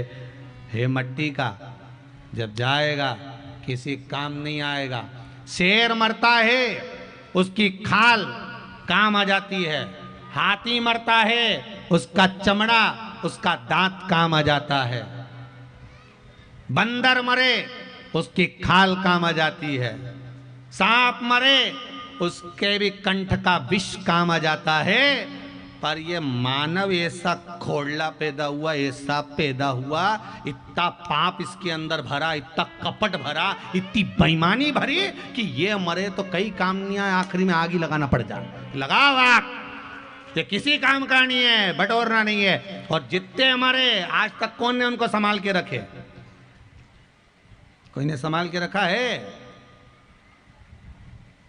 जैसे ही घर में कोई मरता है, इसके कपड़े को बाहर फेंक दो, चद्दर बाहर फेंक दो। बोलो फेंकते कि नहीं फेंकते हैं? जम के तो बोलो, फेंकते हो ना? बाहर रख दो। जिस चदरे पर सोया था, चदरा बाहर, कपड़े बाहर, सामान बाहर। तो एक काम करो ना, जो सोने की चेन पहना था, नहीं, वो नहीं बाहर फेंकना। वो तो आधी रात को मरा, तो आधी रात को निकाल आधी रात को रखे।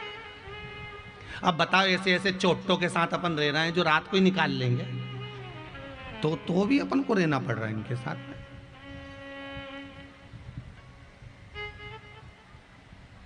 चेन फेंकी, अरे गुरुजी कोई फेंकेगा क्या? तो अपनी है। और आखिरी में जलाओ, चिता पर लिटाओ, तो गांव के लोग कहते हैं देख लो जरा हाथ पैर में कुछ है तो नहीं। और वहां पे भी देख रहे नहीं, अंगूठी तुमने रात को ही निकाल ली थी, उंगली सूज जाती ना, इसलिए पहले ही निकाल ली हमने, तो सब सामान। अब कुछ पड़ा है शरीर पे? कुछ भी नहीं है, बस केवल एक रुद्राक्ष की माला पड़ी ने एक तुलसी की माला पड़ी। भगवान भी बोले यही तुलसी रुद्राक्ष तेरे को ऊपर तक काम आएगा, बाकी के कुछ साथ नहीं जाएगा, सब पड़ा रह जाएगा। रखा कि धरा रह, सब पड़ा, कुछ नहीं होना है। आखिरी में इतना बड़ा फोटो टंगना है, प्लास्टिक की माला, कंडा जलाएंगे, ऊपर घी और शक्कर की धूप छोड़ेंगे, उसके सिवाय कहीं नहीं। तुम भले तुम्हें दमे की बीमारी हो चाहे सांस की बीमारी हो, पर धूप तो छोड़ेंगे। अब तुम भले कुछ भी करो, मरना निश्चित।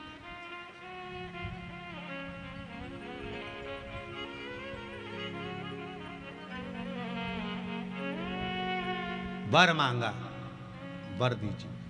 क्या? मरू ना, प्राण ना छूटे। महिषासुर मरना तो पड़ेगा, ये पक्का है, तो वर दो मुझे। अच्छे से अच्छा वीर पुरुष मुझे नहीं जीत सकता, तो स्त्री मुझे क्या जीतेगी?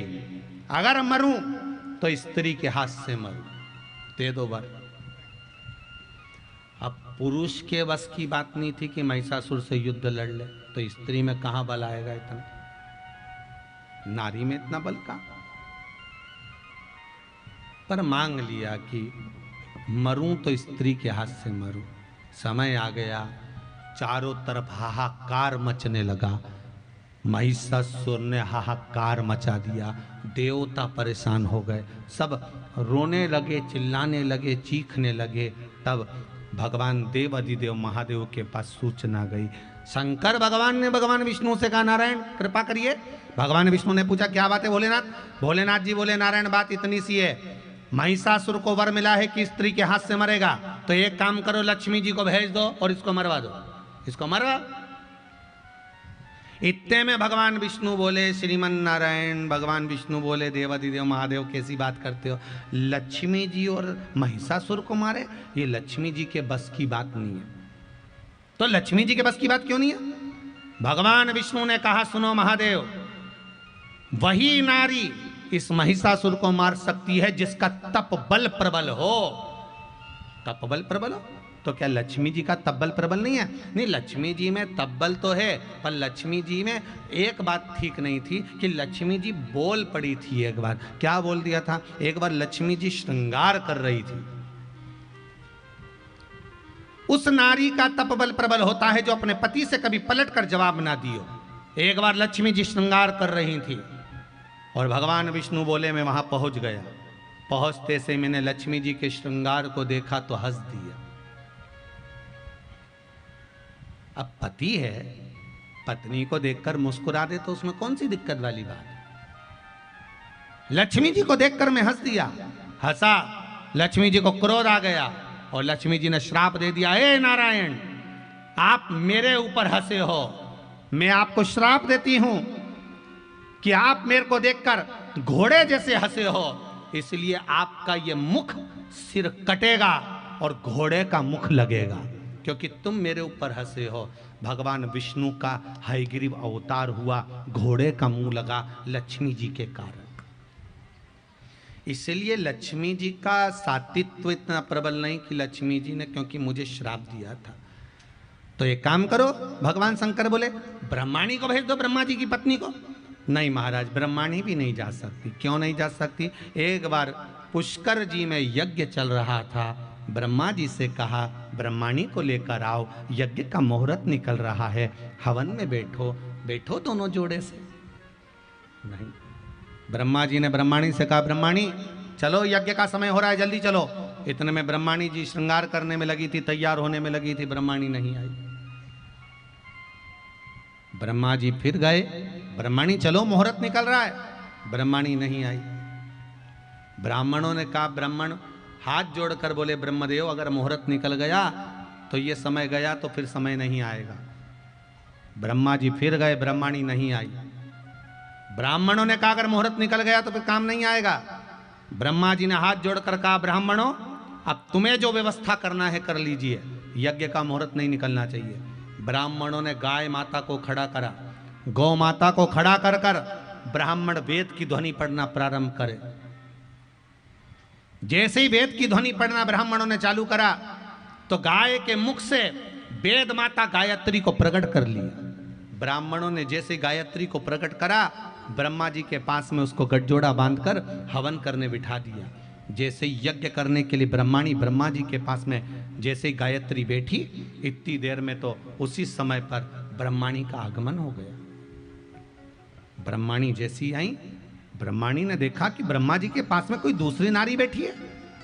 क्रोध आ गया ब्रह्माणी को और ब्रह्माणी ने श्राप दे दिया है, ब्रह्मदेव तुम मेरे पति होकर पर नारी के साथ में बैठे हो, मैं तुम्हें श्राप देती हूं कि तुम्हारे मंदिर पूरी भूमि पर कहीं नहीं बनेंगे, केवल इस पुष्कर राज में ब्रह्मदेव आपका मंदिर बनेगा, और वो मंदिर भी जब बनेगा जब तुम एक कन्या का कन्यादान कर दो।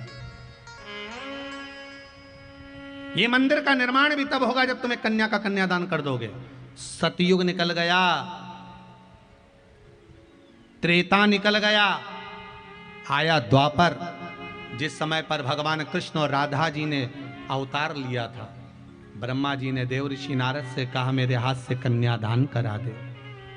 भांडिर वन में राधा जी अपने भाई को भोजन देने आई थी, तब राधा जी का विवाह गुप्त रीति से किसी को नहीं मालूम, केवल देव ऋषि नारद वहाँ थे, ब्रह्मा थे, राधा जी थी और कृष्ण जी थे। भगवान ने गुप्त रीति से राधा और कृष्ण का विवाह करा दिया भांडिर वन में, और ब्रह्मा जी से कन्यादान का संकल्प करा दिया। तब जाकर पुष्कर जी में ब्रह्मा जी का मंदिर बना है। कहीं पर ब्रह्मदेव का मंदिर नहीं होगा। ब्रह्मा भगवान विष्णु कह रहे हैं, इसलिए ब्रह्माणी भी इस महिषासुर को नहीं मार सकती। मार वही सकता है जिसने अपने पति से तेज आवाज में बात नहीं करी हो, वो नारी मार सकती है। अच्छा आप देखिए, ब्रह्माणी का कोई व्रत होता है क्या? जम के तो बोलो, होता है? लक्ष्मी जी का कोई व्रत होता है? नहीं। पर माता पार्वती के सारे व्रत हैं। छठ का व्रत, चतुर्थी का व्रत, तीज का व्रत, जितने व्रत होते हैं माता पार्वती के सारे व्रत होते हैं। इनके नहीं। क्यों नहीं होते इनके? क्योंकि माता पार्वती का व्रत इसलिए होता है क्योंकि माता पार्वती ने कभी अपने पति से तेज आवाज में बात नहीं करी, कभी अपशब्द नहीं करा।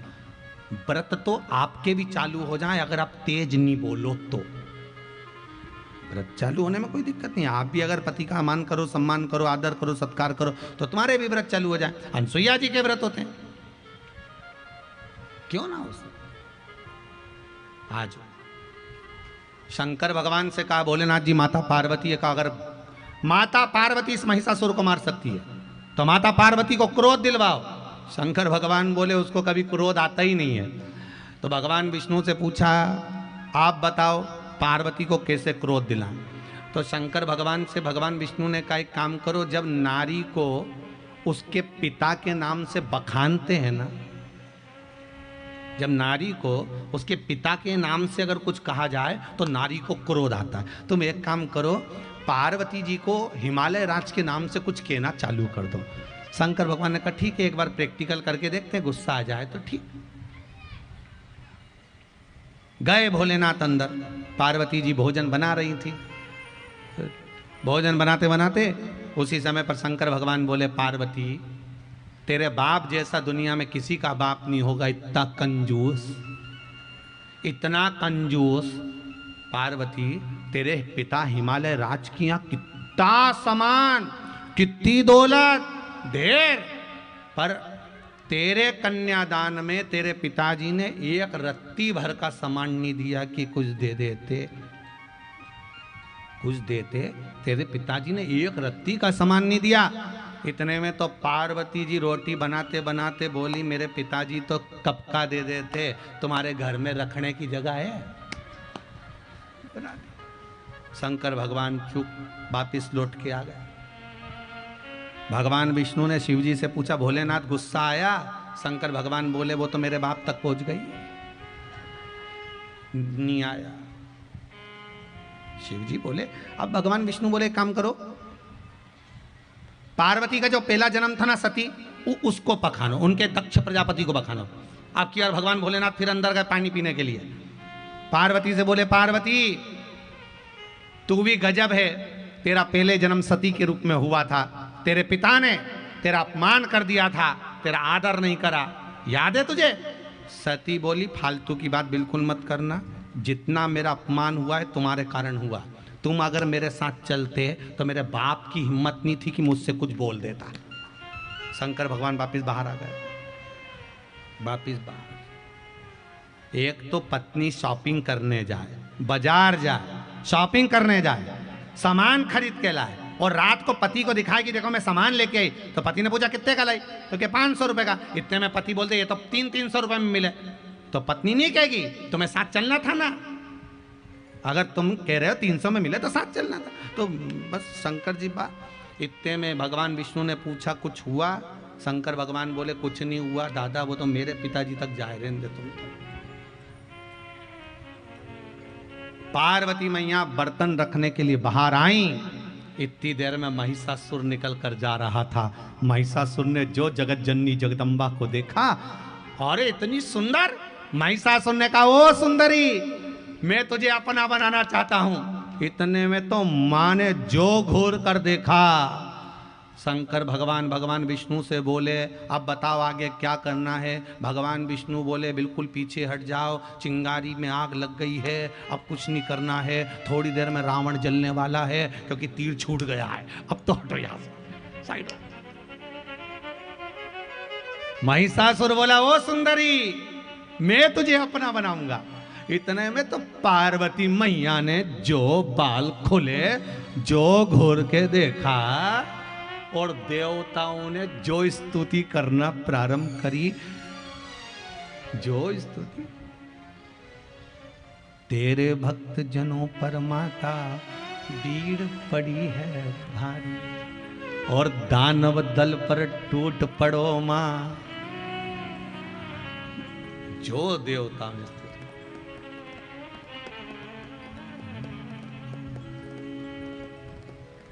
मां महिषासुर पार्वती जी का हाथ पकड़ने के लिए आगे बढ़ा।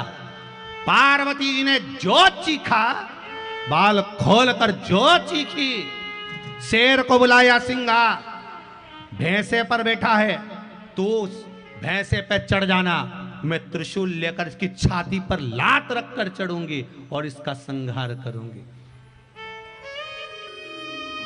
तेरे भक्त जनों पर माता भीड़ पड़ी है भारी, और दानव दल पर टूट पड़ो मां करके सिंह सवारी। सो सिंहों से तू बलशाली, अष्ट भुजाओं वाली, दुखियों के दुखड़ेनी वारती। ओ मैया हम सब उतारे तेरी आरती।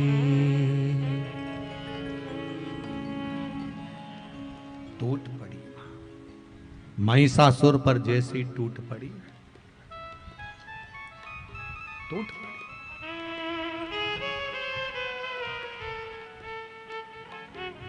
महिषासुर के प्राण छूट गए। प्राण छूटे, देवताओं ने पुष्पों की वृष्टि करी, गंधर्व गान करे, अप्सरा नृत्य करी, चारों तरफ सुख समाहित हो गए। जहां देखो जय जयकारे महिषासुर माता के होने लगे। बोल महिषासुर की जय। चारों तरफ सुख ही सुख। और वो जगत जननी है ही ऐसी। वो जहां बैठी ऊंचाइयों पर, मंगला गौरी कहां बैठी? ऊंचाइयों पर।